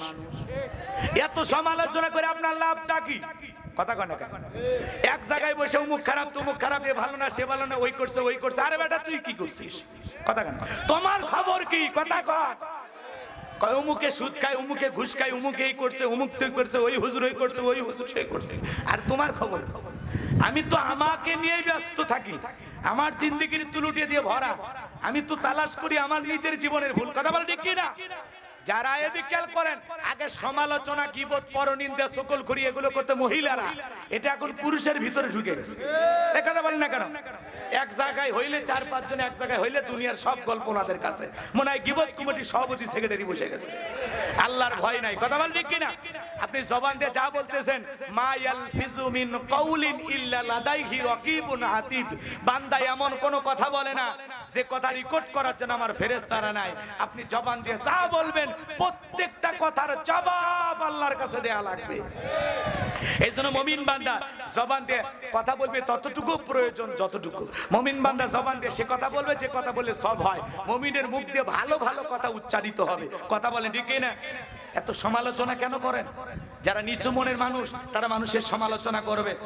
কিছু কিছু মানুষ মানুষের বাড়ি ঘরের বিষয় নিয়ে সমালোচনা করে, কিন্তু মনে রাখবেন যারা বুদ্ধিমান তারা নিজের আইডিয়াকে কাজে লাগাইয়া নিজের জীবনটাকে পাল্টানোর জন্য কাজ করে যায়। কথা বলে ঠিক কিনা? আরে মানুষকে নিয়ে এত ভাইবে লাভ কি? নিজের আত্মসমালোচনা করেন, নিজের জিন্দেগির তুলুটি তালাশ করেন।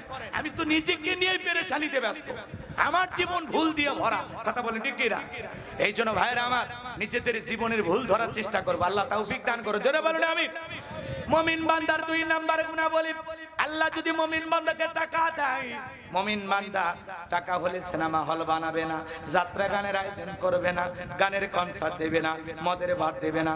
মুমিনের টাকা হলে মুমিন মসজিদ বানাবে, মাদ্রাসা বানাবে, ঈদগাহ মাঠ বানাবে। মুমিনের টাকা মুমিন ভালো ভালো কাজে ব্যয় করবে। কথা বলেন ঠিক কি না? এ কি হয়েছে ভাই? এত বড় কিছু বলবা? গল্প এত জোরে শোনা যায়, রাগ করছেন আপনারা? এদিকে মুমিন বান্দার 2 নাম্বার গুণাবলী, তাহলে মুমিন বান্দাকে আল্লাহ সম্পদ দিলে ভালো কাজে টাকা ব্যয় করবে। কথা বল ঠিক কিনা?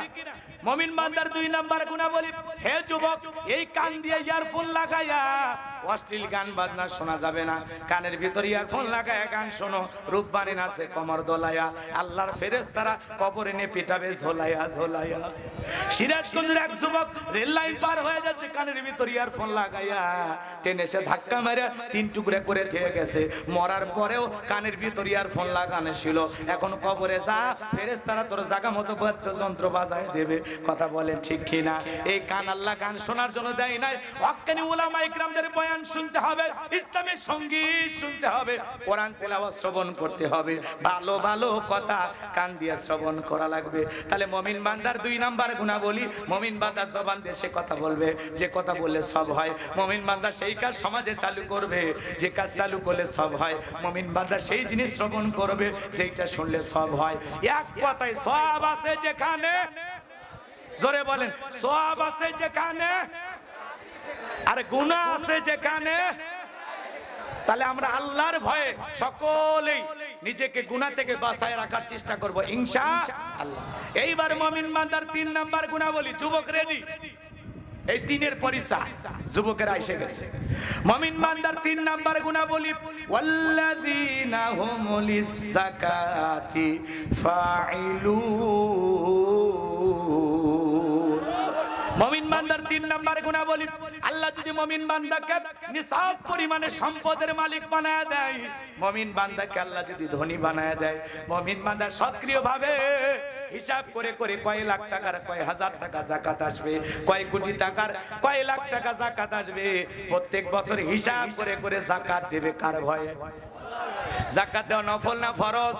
নামাজ আদায় করা যেমনি ফরজ, যাকাত দেওয়া তেমনি ফরজ। কথা বলেন ঠিক কি না? ভালো করে বোঝার চেষ্টা করবেন। কিন্তু এই আর্থিক ইবাদত মানুষ করতে চায় না।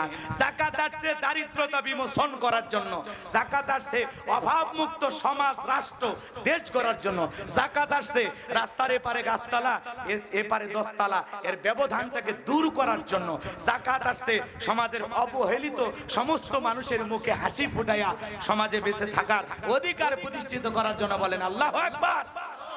আমাদের বাংলাদেশের অর্থনীতি যাকাত ভিত্তিক না সুদ ভিত্তিক? এই সুদ ভিত্তিক অর্থনীতি দিয়া কোশ্চিন কালেও কেউ বাংলাদেশকে দারিদ্র মুক্ত করতে পারবে? বাংলাদেশকে দারিদ্র মুক্ত করতে হলে যাকাত ভিত্তিক অর্থনীতি চালু করা লাগবে। এই যাকাত ভিত্তিক অর্থনীতি হালাল, যাকাত ভিত্তিক অর্থনীতি ফরজ। কথা বলে ঠিক কি না? শোনেন শোনেন, একটু মনোযোগ দিয়ে শোনেন আমার ভাইয়েরা। অনেক ধনী মানুষ জাকাত আসছে 1 কোটি টাকা, কোন মতে 5-10 লাখ টাকা জাকাত দিয়া ধনী মানুষ নিজের 90 লাখ টাকা জাকাত নিজে মেরে খায়। মানে ধনী মানুষ 10 লাখ টাকা জাকাত আসছে, 2-3 লাখ টাকা কোন মতে বিলিয়ে দিয়া নিজের 6 লাখ টাকা জাকাত নিজে মেরে খায়। কারণ এই দেশের অধিকাংশ ধনী হিসাব করে জাকাত দেয় না। যদি অধিকাংশ ধনী হিসাব করে জাকাত দিত, অনেক আগে বাংলাদেশ দারিদ্র মুক্ত হতো। আর আমাদের দেশের মানুষ পাইছে জাকাত মানে শাড়ি লুঙ্গি। দেখেন না মাইকিন হয়, অমুক চেরাগালি বদনা অমুক স্কুল মাঠে জাকাতের শাড়ি লুঙ্গি বিতরণ করবে, আপনারা এই কয়টার দিকে চলে আসবেন। শাড়ি লুঙ্গি 5000, মানুষ আছে 50,000। ঠেলাঠেলি গুতি করে পায়ের তলে বলে 6 জন মারা গেছে। করতোয়া পেপারে খবর চলে যায়, যুগান্তর, কালের কণ্ঠ, নয়া দিগান্ত, এগুলো পেপার পত্রিকা খবর চলে যায়, যমুনা টেলিভিশন, সময় টেলিভিশনে নিউজ চলে যায়। কথা বলে ঠিক না? যে ব্যক্তি জাকাতের শাড়ি লুঙ্গি বিতরণ করতে গিয়ে মানুষ পায়ের তলে ফেলে মারছে, আপনার কি মনে হয় জাকাত কবুল হয়েছে? জাকাত কবুল হওয়া তো দূরের কথা, মানুষ হত্যাকারীর গুনাহ নিয়ে জাহান্নামে যেতে হবে। কারণ জাকাত দেওয়ার এইটা পদ্ধতি না। কথা কোন মনে রাখবেন, ধনী জাকাত দেওয়ার জন্য গরিবকে লাইন দেবে না। ধনী কি করবে? গরিব খুঁজে খুঁজে জাকাত দিয়ে আসে। কারণ ধনীর জাকাত দেওয়া ফরজ, গরিবের জাকাত খাওয়া ফরজ না। গরিব আন্দোলন করে বলতে পারে আমি জাকাত না খায়া মরে যাব, কথা কয় না? কিন্তু গরিবের দেওয়া, এদিক খেয়াল করেন, গরিবের জাকাত নেওয়া ফরজ না, কিন্তু ধনীর দেওয়াটা ফরজ। আমি যে গরিবের হাতে জাকাতের 1 লাখ টাকা দিলাম, দিয়ে দয়া বা করুণা করি নাই, এই গরিব আমার জাকাতের টাকা গ্রহণ করে আমাকে ফরজ ইবাদত পালনের সুযোগ সৃষ্টি করে দিয়ে ওই গরিব বড় লোক দয়া করছে। কথা কয় না ভাই? আর আমরা এমন ভাব দেখায় আল্লাহ সম্পদ দিয়েছে, তুমি ভুলে গেছো তুমি ধনী, তোমার জাকাত দেওয়া ফরজ, হিসাব করে জাকাত দাও। কথা কথা কথা কোন? আর ওরা দেয় শাড়ি লুঙ্গি, বাপ রে বাপ, এমন লুঙ্গি দেয় লিটল লুঙ্গি 200 টাকা দাম, পরে থাকলে আর জান্নাত জাহান্নাম সব বোঝা যায়। নিজের পরনে থাকে 500 টাকা 1000 টাকা দামি লুঙ্গি। কথা কার? বিধবা অসহায় নারী আসলে 300 টাকা দামের শাড়ি দেয়, ধুয়ে দিলে শাড়ি না মশারি খুঁজে পাওয়া যায় না। এই বড় লোক এই শাড়ি তোমার বউরে পরায়, নিজের বউরে পরায় 5000 10,000 টাকা দামের শাড়ি, আর গরিব মহিলাকে দেয় 200 টাকা দামের শাড়ি, 300 টাকা দামের শাড়ি।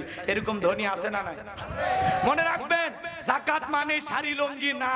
এই ছেলেটা বেকার বসে আছে, জাকাতের 5 লাখ টাকা আসছে আপনার, এর 1-1.5 লাখ টাকা দেন, দিয়ে একটা অটো ভ্যান কিনে দেন, আলম সাধু কিনে দেন। কথা কয় না?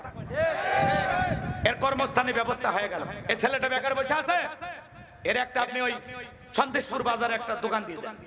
কথা কয় না? ও ব্যবসা বাণিজ্য করে 5-10 বছর পরে আর ভাগ্যের চাকা ঘুরাইয়া ও নিজে ভবিষ্যতে জাকাত দেবে। একটা বিধবা নারী আসছে, শাড়ি দিয়ে কি লাভ? সেলাই মেশিন দেন, 2টা ছাগলের বাচ্চা কিনে দেন, 2টা গাভী গরু কিনে দেন, এগুলো লালন পালন করে ভাগ্যের চাকা ঘুরাবে। কথা বলেন ঠিক কি না? জাকাতের টাকা দিয়ে মানুষের কর্মস্থানের ব্যবস্থা করে দেওয়া লাগবে, তাহলে সমাজ পরিবর্তন হবে। আর আমি যেটা বলতে চাইলাম, শোনেন, জাকাত মন্ত্রণালয় চালু করা লাগবে। অনেক মন্ত্রণালয় আছে, জাকাত মন্ত্রণালয় চালু করে এদেশের বিজ্ঞ ইসলামিক স্কলার, দিনের দায়ী আলেমদের কাঁধে এই জাকাত মন্ত্রণালয়ের দায়িত্বর ভার দেওয়া লাগবে। ওই চাল চোর, গুম চোর, বিকাশের টাকা চোর ওদেরকে দেয়া যাবে না। কথা বোঝেন নাই? রাস্তার খোয়ার টাকা মেরে খায়, পিচের টাকা মেরে খায়, ব্রিজে ঢুকানোর কত ঢুকে দেয় বাস। এমনও নেতা আছে ব্রিজ উদ্বোধন করার আগে রুকুত চলে যায়। কথা বলে ঠিক কি না?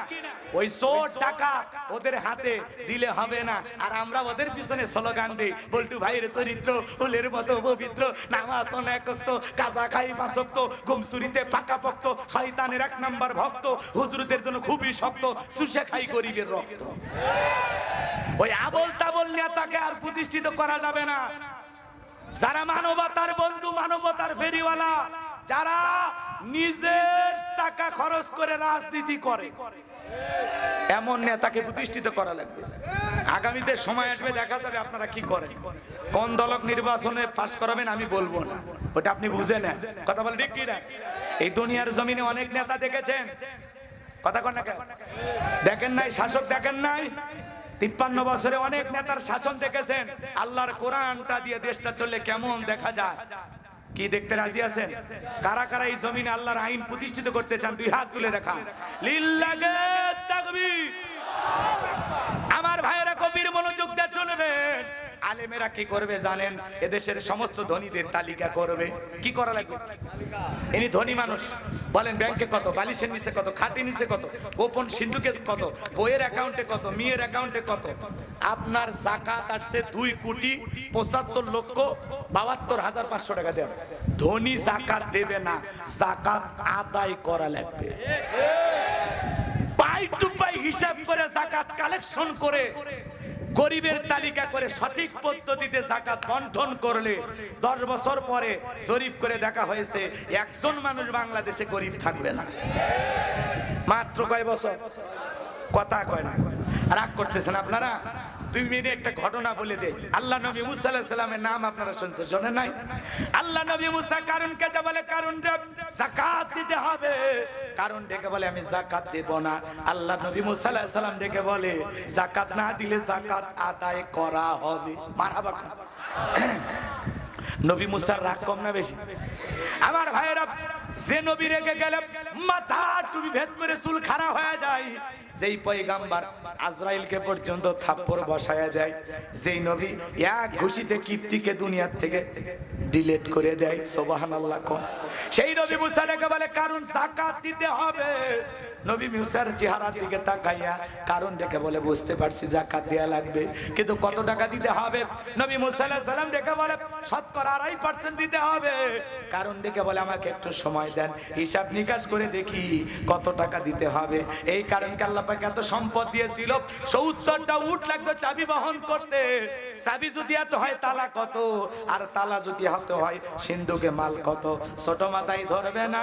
কারণ এইবারে হিসাব নিকাশ করে দেখে কয়েক হাজার কর্মচারী দিয়া সারাদিন সারা রাত যদি যাকাতের টাকা দেওয়া হয় এরপরে টাকা ফুরাবে না, এমনি তো কৃপণ।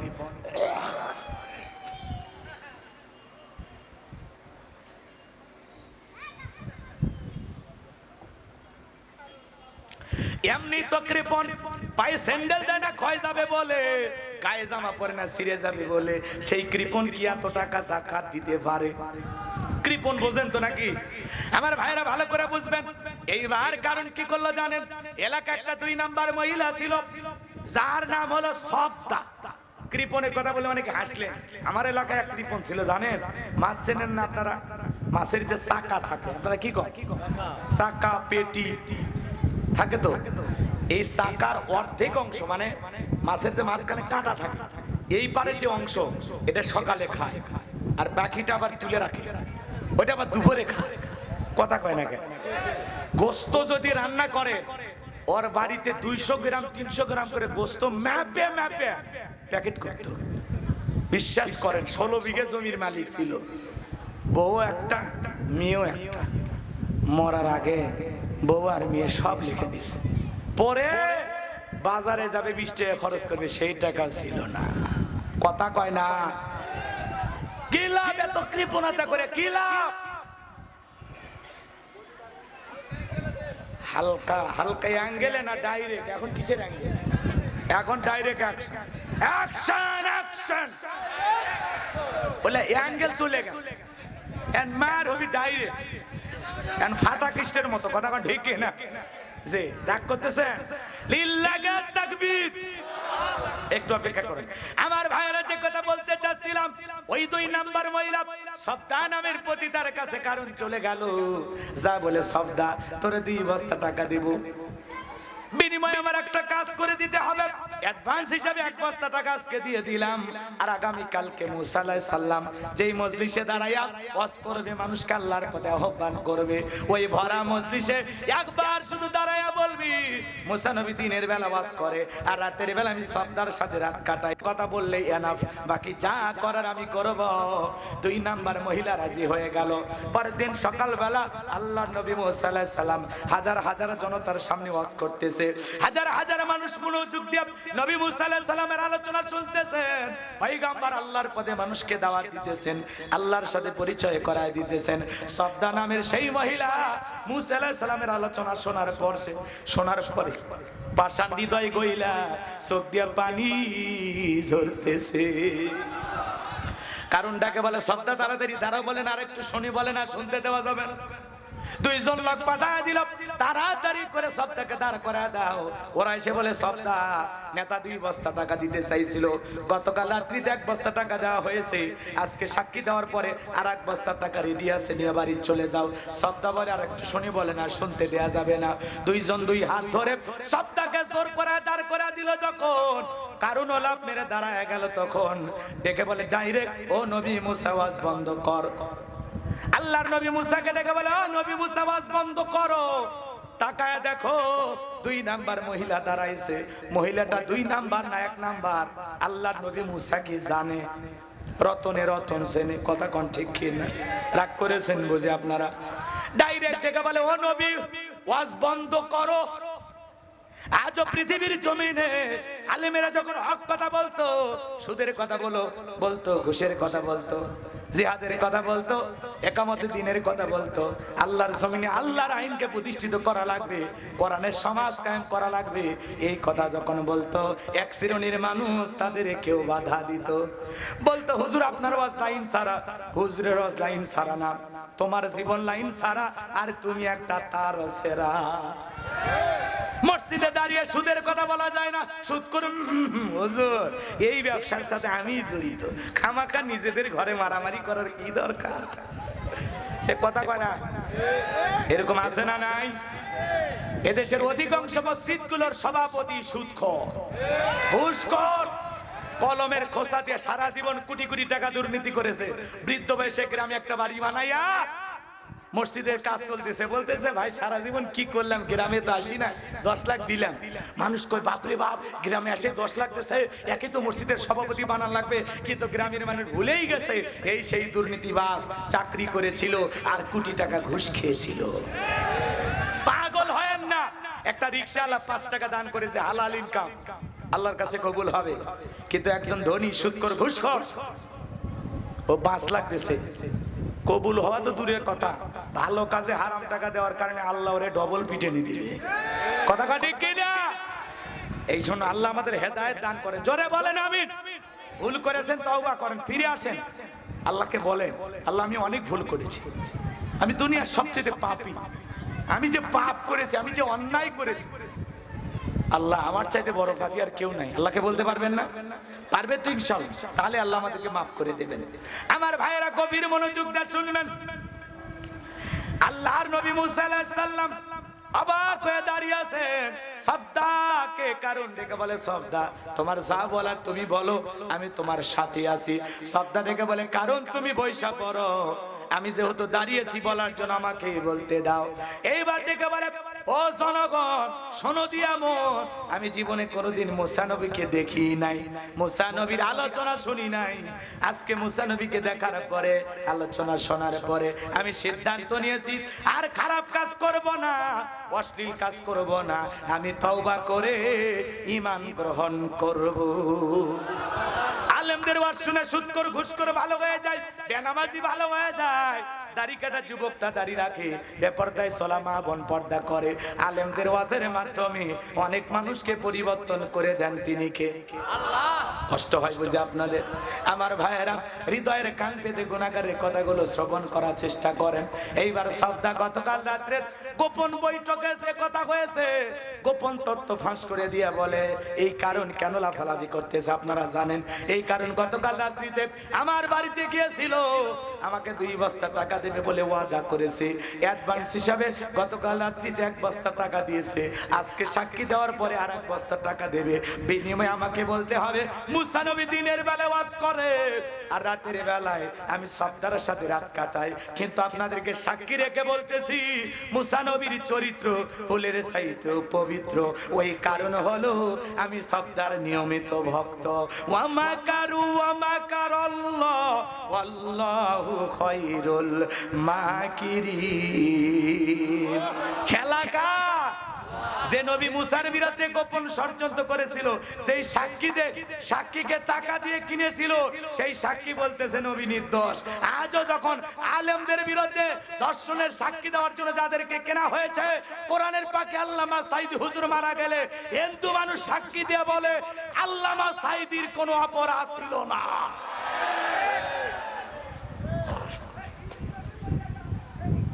কথা বলেন না কেন? সুখরঞ্জন বালি এসে বলে আল্লামা সাইদি আমাদের দুইবারের এমপি ছিল, মায়ের কোলে শিশু যতটা শান্তিতে থাকে নিরাপদে থাকে তেমনি ভাবে নিরাপদে ছিলাম। আল্লামা সাইদির সাইদি ফাউন্ডেশনে আজও তিনি শাহিদ। যায় দেখেন হাজার হাজার মানুষ 2 ফোঁটা চোখের পানি ছেড়ে দিয়ে তার কবরে কান্না করে তার জন্য দোয়া করে। 13টি বছর সেই কোরআনের মুফাসসিরের তাফসীর তোমরা শুনতে যাও নাই। কত বড় জুলুম করেছো। আল্লাহ তার শাহাদাতকে কবুল করুন, আল্লাহ তাকে জান্নাতের উচ্চ মাকাম দান করুন। জোরে বলুন আমিন। এজন্য আলেমকে যারা ধর্ষণকারী বানায় এরা মানুষ হতে পারে না। কথা বলেন,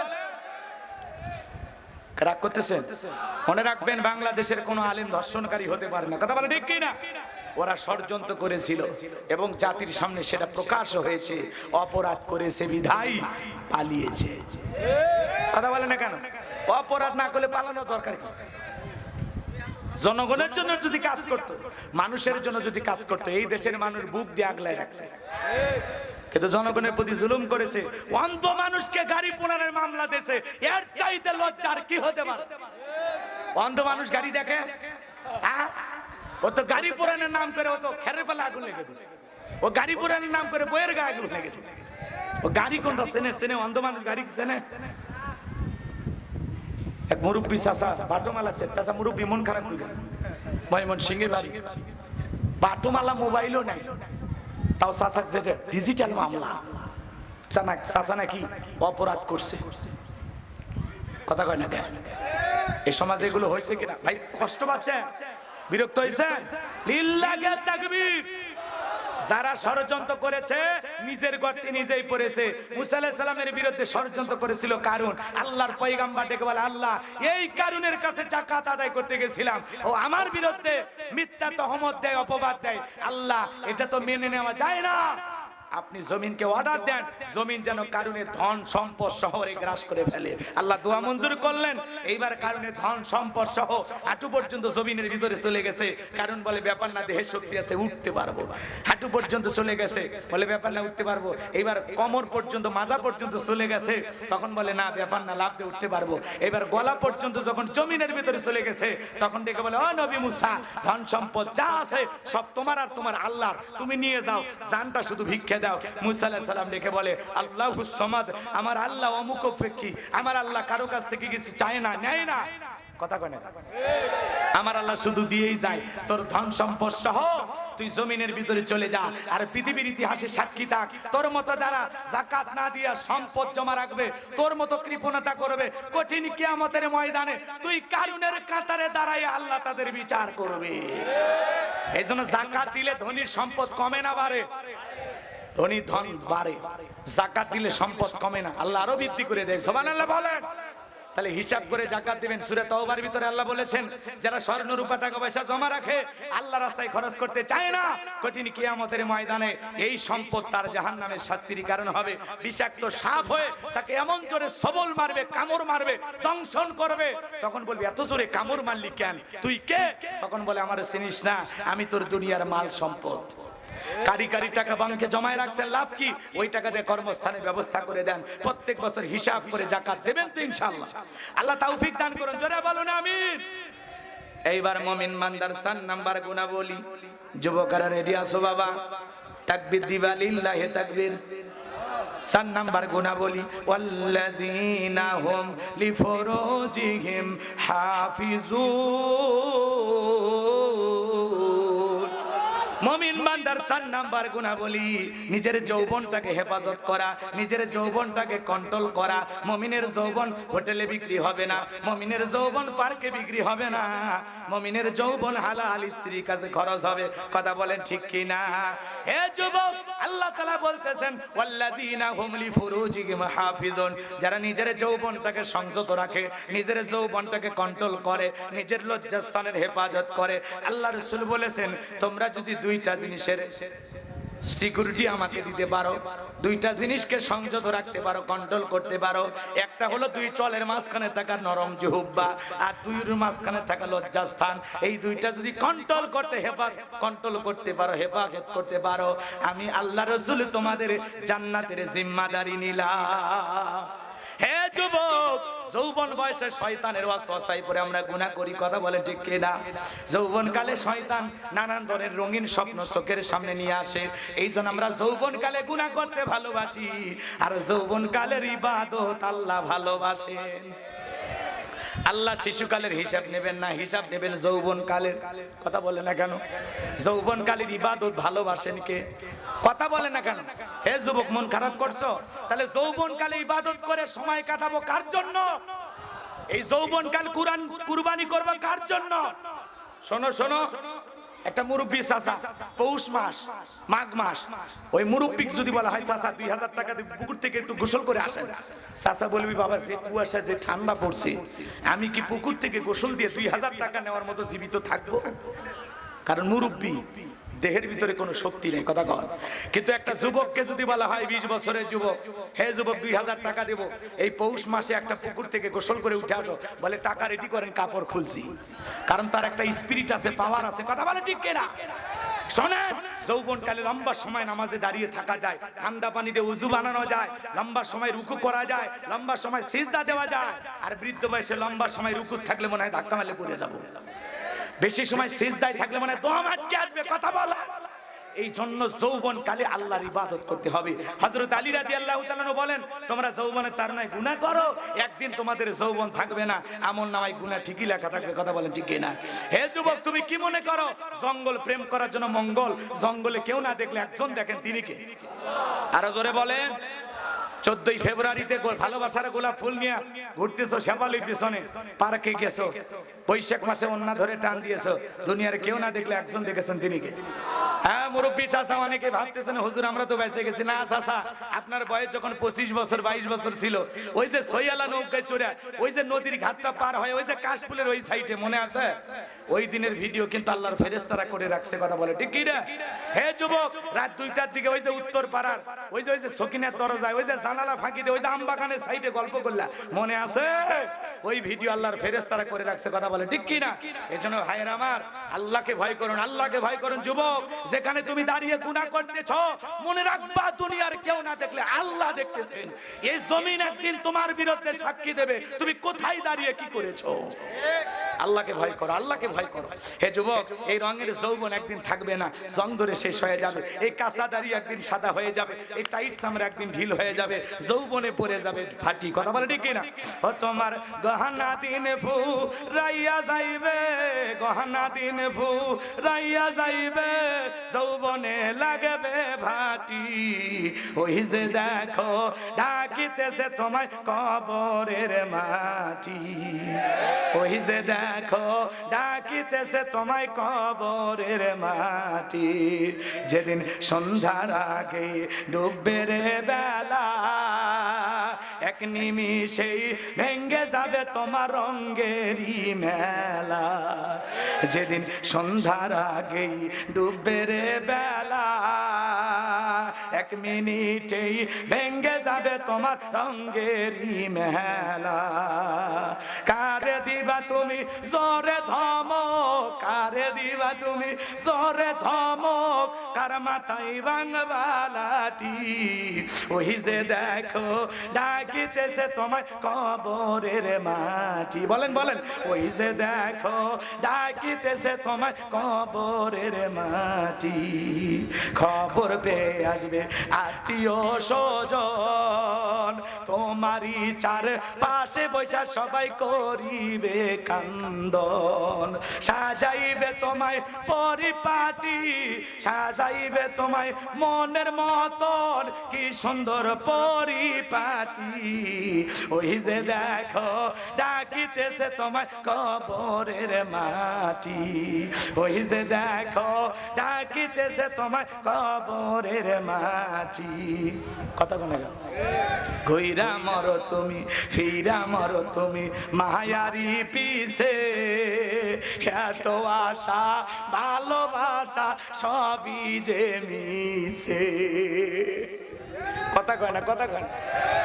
ঘইরা মরো তুমি ফিরা মরো তুমি মায়ারি পিছে এত আশা ভালোবাসা সবই যে মিশে কোন দিন জানো আইসা পরে কোন দিন জানো আইসা পরে আজরাইলের হাতের চিঠি ওই যে দেখো ডাকিতেছে তোমায় কবরের মাটি। আমার ভাইয়েরা, এই জন্য দুনিয়ার যৌবন চিরস্থায়ী নয় রে যুবক। চোখের সামনে তোমার দাদার দিকে তাকায় দেখো, দাদারও জওয়ানি কম ছিল না। কথা বলেন না কেন? 2 মণ বস্তা টানতে পারতো, আজকে দাদা 10 কেজি টানতে পারে না। কথা বলে ঠিক কিনা?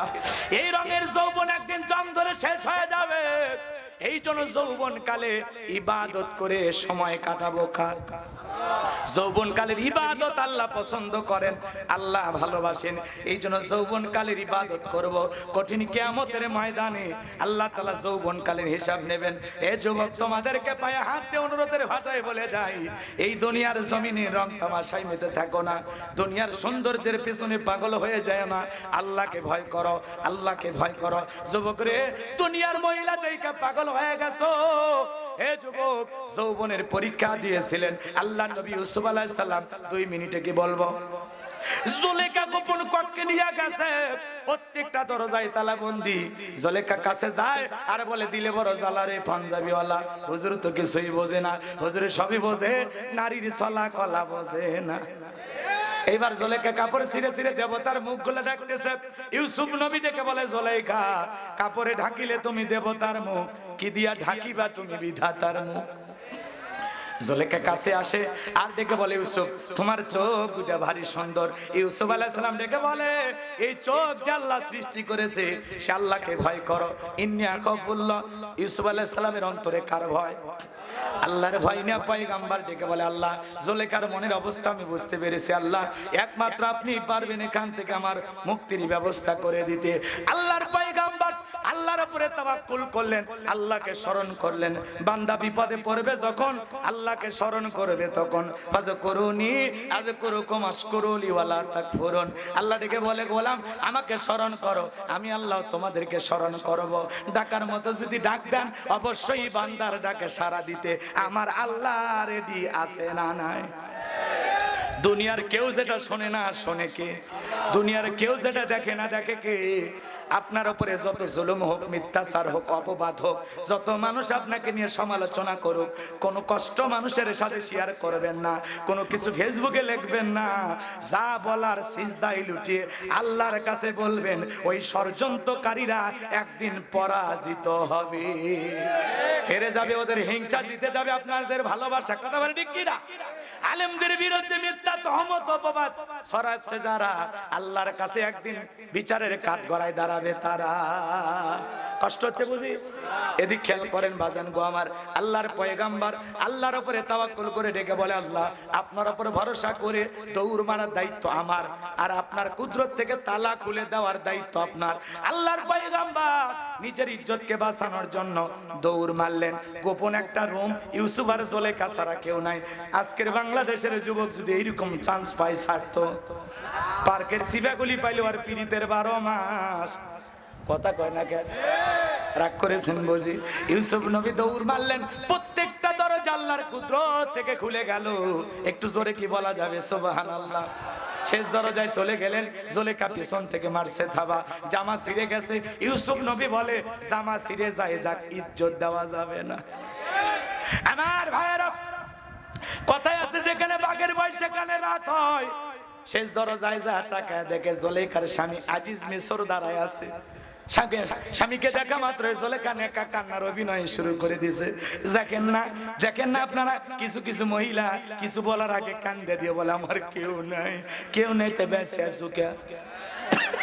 কথা কয় না, আছে না? কয় আমার কেউ নাই, কথা বলার আগে কান্দে যায়। সেই মহিলা কথায় কথায় কান্দে, বুঝবেন ওর ভিতরে ভেজাল আছে। ওই কান্দেই মামলা জিতবে চাই। কান্দে আর মানুষ ওর আবেগ দেখে মনে করে না এই মেয়ে যা বলতেছে সত্যি। ওই মহিলা যে ভণ্ড, ওটা যে কান্না কিনি, ওটা যে জুলেখার ছোট বোন, সেটা তো আর আপনি জানেন না। কাঁদলেই মামলা জেতা যায়। কাঁদতে কাঁদতেও মানুষ অনার্গল মিথ্যা কথা বলে, দেখছেন না? স্বজন হারানোর ব্যথা, কথা কয় না। সন্তান হারানোর ব্যথা আর বাপ মা হারানোর ব্যথা এক না। মানুষ ডায়লগ দেয় বাপ মা চিরকাল বেঁচে থাকে না, কিন্তু সন্তান কয় না আল্লাহ আমাকে নিল না কেন? কারণ কি, বাবা মা এটা নিতে পারে না যে আমি জীবিত থাকতে আমার সন্তানটা চলে গেল। এই আঘাতটা, এই কষ্টটা মা বাবার কলিজায় মৃত্যু পর্যন্ত মনে পড়ে। কথা ঠিক কিনা? এই ব্যথা আলাদা ব্যথা। বাপ মা বাসে থাকে না তো, মারা যাবে, কথা কয় না। কিন্তু আজকে যদি আপনার মেয়েটা মারা যায়, আজকে যদি আপনার ছেলেটা মারা যায়, দেখবেন এই কষ্ট আপনি মৃত্যুর আগ পর্যন্ত ভুলবেন না। প্রত্যেকটা সময় স্মৃতি মনে হবে, এই বুঝি ছেলেটা আমার এই জায়গায় দাঁড়িয়ে আছে, এই বুঝি ছেলেটা এসে বলতো আব্বা কেমন আছো, এই যদি আমি পিছন দিয়ে জড়ায় ধরে বলতো বাবা কেমন আছো, এই বুঝি আমাকে বলতো বাবা হাটে যাইতেছে 100 টাকা নিয়ে যাও। কথা কয় না? কারণ ভালোবাসতো যে আপনাকে, ওকে তো আপনি ভুলতে পারবেন না, ও তো আপনার হৃদয়ে মিশে আছে। কথা কয় ঠিক কিনা? সন্তান হারানোর ব্যথা আর স্বজন হারানোর ব্যথা এক না। আজও আবু সাইদের মায়ের চোখের পানি বন্ধ হয়নি। আমি সেদিন আবু সাইদের কবর জিয়ারত করে তার মার সাথে দেখা করে সামান্য, বুঝলেন, ওটা বলার দরকার নেই, আমরা একটু দেখে করে আসছি। কথা কি বুঝতে পারছেন? যত মানুষ যাচ্ছে তার মা বাবার কান্না আজ পর্যন্ত থামেনি। মুগ্ধের বাবার মায়ের কান্নার থামেনি। ওই যে পুলিশের ভ্যান থেকে ফেলে দেওয়া একটা ছেলে তখনও জীবন্ত ছিল, ওই ছেলের মা বাবার এখনো ওই লাশটা দেখে আর কাঁদে। কথা বলে ঠিক কিনা? আর ওরা বলতো হেলিকপ্টার দিয়ে পানি দিয়েছিল।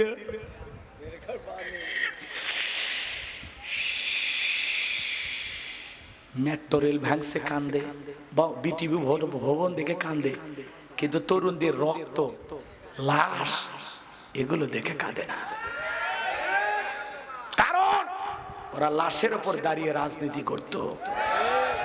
এই দেশে আর কেউ মানুষের রক্তের উপরে দাঁড়িয়ে রাজনীতি করবে এমন কোন দল বাংলাদেশ আর জন্ম নিতে পারবে না। মানুষ চাইবে ভোট দিবে, চাইবে না ভোট পাবে না। কিন্তু খবরদার, মানুষকে মিথ্যা মামলা হামলা দিয়ে ফাঁসাইয়া এদেশে আর রাজনীতি করতে দেয়া হবে। কষ্ট হচ্ছে আপনাদের? আমার ভাইয়েরা, যেই মহিলা কথা বলার আগে কান্দে যায়, ভেজাল আছে না নাই? অনেকের বউ কথা বলার আগে কান্দে দেয়, যার বউ বেশি কাঁদবে ধমক দেবে, চুপ, কি হয়েছে কান্দিস, ঘটনা কি হয়েছে খুলে কও। তোর কথা শুনে যদি মনে হয় কাঁদা উচিত, স্বামী স্ত্রী একসাথে জামাত করে কাঁদবে। কথা কোন ঠিক কি না? চোখত মনে হয় পানি লাগেই থাকে, নেকা কান্না, নেকা কান্না বলবে, চোখত পানি লাগেই থাকে, মনে হয় মোটর বসায় রাখছে, টিপ দেওয়া হয় না। কথা কোন ঠিক কিনা? আমার ভাইয়েরা জুলেখা নেকা কান্নার অভিনয় করে ডেকে বলে, স্বামী ইউসুফকে ছেলের মতো দেখতাম, আজকে সুযোগ পাই আমার ইজ্জতের দিকে হাত বাড়াইছে, আর একটু দেরি হয়ে গেলে সর্বনাশ হয়ে যেত। আর মনে মনে বলে, মরার আসামি আসার সময় পাইলি না। মিথ্যা তহমত দিয়া ধর্ষণের আসামি বানায়া আল্লাহর নবী ইউসুফ আলাইহিস সালামকে 1 নয় 2 নয় 9.5 বছর জেল খাটাইছিল জুলেখা। আজও পৃথিবীতে জুলেখার উত্তরসূরি যারা নায়েবে রাসূলদেরকে ধর্ষণের মামলা দিয়া জেলে ঢুকায় তারা। ওই জুলেখার এই জুলেখার মধ্যে কোনো পার্থক্য নাই। কথা বলেন, আলেমেরা ধর্ষণকারী হতে পারে না। আলেমদের বউ বাচ্চা বেশি, হুজুর বিয়ে করছে, এটা মেনে নেওয়া যায়, কারণ এই দেশের অধিকাংশ নবী রাসূলদের একাধিক স্ত্রী ছিল। কথা বলেন ঠিক কিনা? বিয়ে করা বৈধ, হালাল। বউ নিয়ে ঘুরতে গেছে হোটেলে, তারপরে মিথ্যা দর্শনের আসামি বানায়া জেলখানায় রাখছিল 3টি বছর।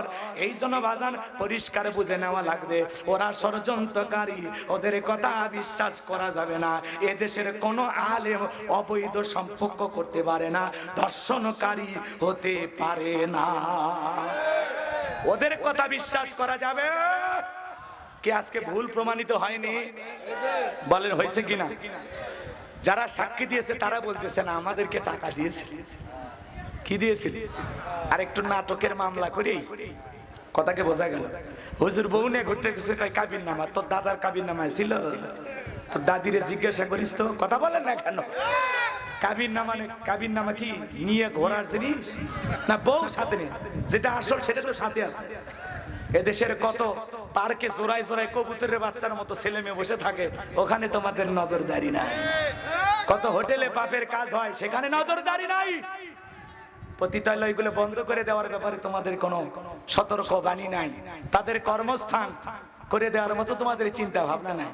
আলেমদের নরম পায়া দর্শনের মামলা দিয়ে ভাসাইছো, আল্লাহর কাছে বিচার হবে। কার কাছে বিচার হবে? আমার ভাইয়েরা, এই জন্য লম্বা করার কোনো সুযোগ নাই দুনিয়ার জমিনে। যুবকদের উদ্দেশ্যে বলে যেতে চাই, এই জন্য খবরদার কোন নারীর ছলা কলায় ভোলা যাবে না। নারীরা ছেলেদের ভালোবাসে না, ওরা ছেলেদের মন নিয়ে ব্যবসা বাণিজ্য করে। যে যত দামি গিফট করতে পারে তারে তত বেশি ভালোবাসে। এদেশের অধিকাংশ নারী ছেলেদের মন নিয়ে খেলা করে। এই জন্য বিয়ের আগে অবৈধ প্রেম ভালোবাসা করা যাবে, জায়েজ না হারাম।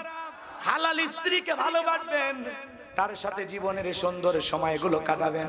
যুবকরে, মোবাইলে চ্যাটিং কইরা প্রেম ভালোবাসা কইরা পিতামাতার অবাধ্য হয়ে যদি বিয়ে করো, জীবনে সুখ পাওয়া যাবে না। সারা রাত ইমো মেসেঞ্জারে চ্যাটিং করে, দামি দামি গিফট করে, রিক্সা ভ্যান চালায়, পরিশ্রম কইরা বান্ধবীকে গিফট করে, কোচিংয়ের টাকা খরচ করে, প্রাইভেটের টাকা দেয়, দামি দামি থ্রি পিস কিনে দেয়। মেয়ে যখন পরীক্ষায় পাশ করে ভালো রেজাল্ট করে, কলেজের আর একটা ছেলের হাত ধরে পেলে যায়। এই পাগলা সারা জীবন খালি কামলা দিয়ে গেল, ভালোবাসা পাইল না। পরিশেষে গাঁজা খায় আর বলে আজও প্রতি রাত জায়গায় থাকি শেফালির আশায়। এরকম পাগলা আছে না নাই? এই জন্য যুবক, আকাশের রং ধনু রং যেমন মুহূর্তের মধ্যে পরিবর্তন হয়ে যায়, নারীদের মনের অবস্থা তাই। এই জন্য খবরদার, নারীদের চলা কলায় ওদের মায়ের জালের উপরে জালে ফাঁসা যাবে না।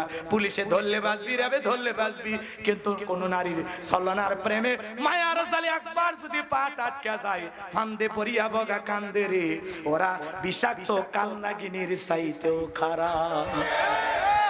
একটু সাথে আঘাত লাগলেই বদনাম শুরু করে দেবে। কথা কর না কেন? রাগ করতেছো তোমরা? এই জন্য খবরদার, যুবক পরিবর্তন হওয়া দরকার আছে না নাই? সারা রাত মোবাইলে কার সাথে কথা বলিস? বান্ধবীকে জিজ্ঞাসা করে, জান খাইছো?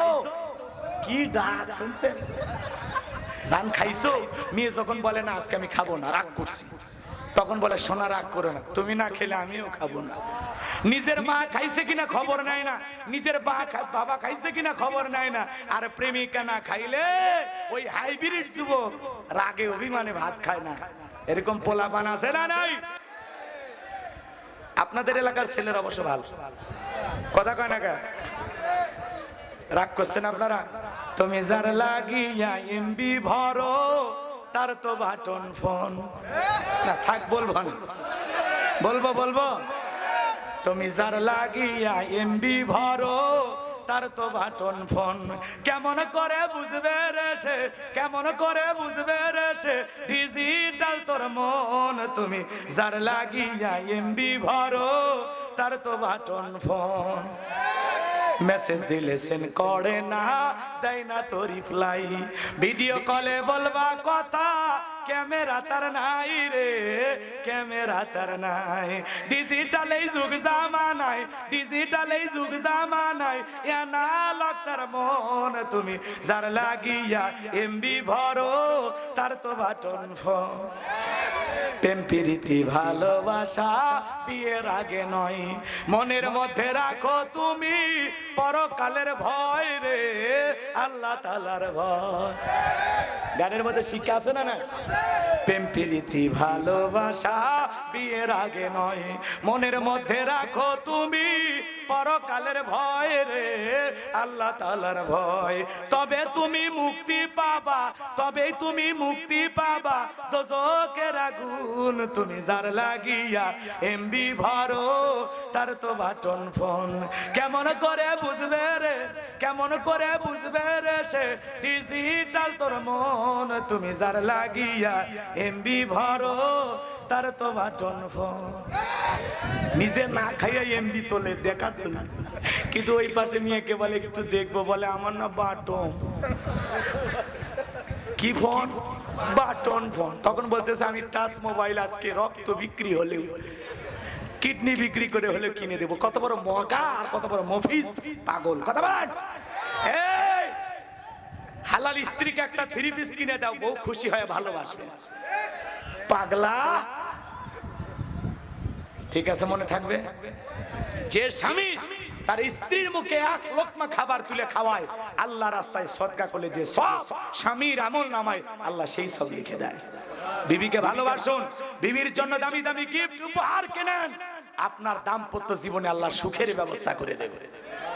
আর পাগলা ডাব কিনে প্রেমিকা খিলে খাও শোনা, মেয়ে পাইপ লাগায় ডাব খাইতেছে, এই ছেলে আবার মেয়ের মুখে পাইপ লাগায় খাইতেছে। এরকম দুষ্ট বলা মানে আছে না নাই? 20 বছর বয়স হয়নি, বাড়িতে এসে বলে আব্বা উত্তর পাড়া লাখিকে আমি কথা দিয়েছি, রাজি থাকলে 1 চাপুন, না হলে 2 চাপুন। পিতা মাতা রাজি হয় না, বাধ্য হয়ে পালিয়ে যায়, বিয়ে করে। আপনাদের এলাকার ছেলেরা অবশ্য পালায় না, না না, চুয়াডাঙ্গার ছেলেরা সব আল্লাহর বলি। আল্লাহ এলাকার যুব সমাজকে ইসলামের জন্য কবুল করুন। কোন কোন যুবক আছো মা বাবার পছন্দের মেয়েকে বিবাহ করবা, শোনো, মা বাবা পছন্দ করে বিয়ে দেবে যেখানে বরকত আছে, মুরব্বীদের দোয়া আছে যেখানে শান্তি আছে, মা বাবার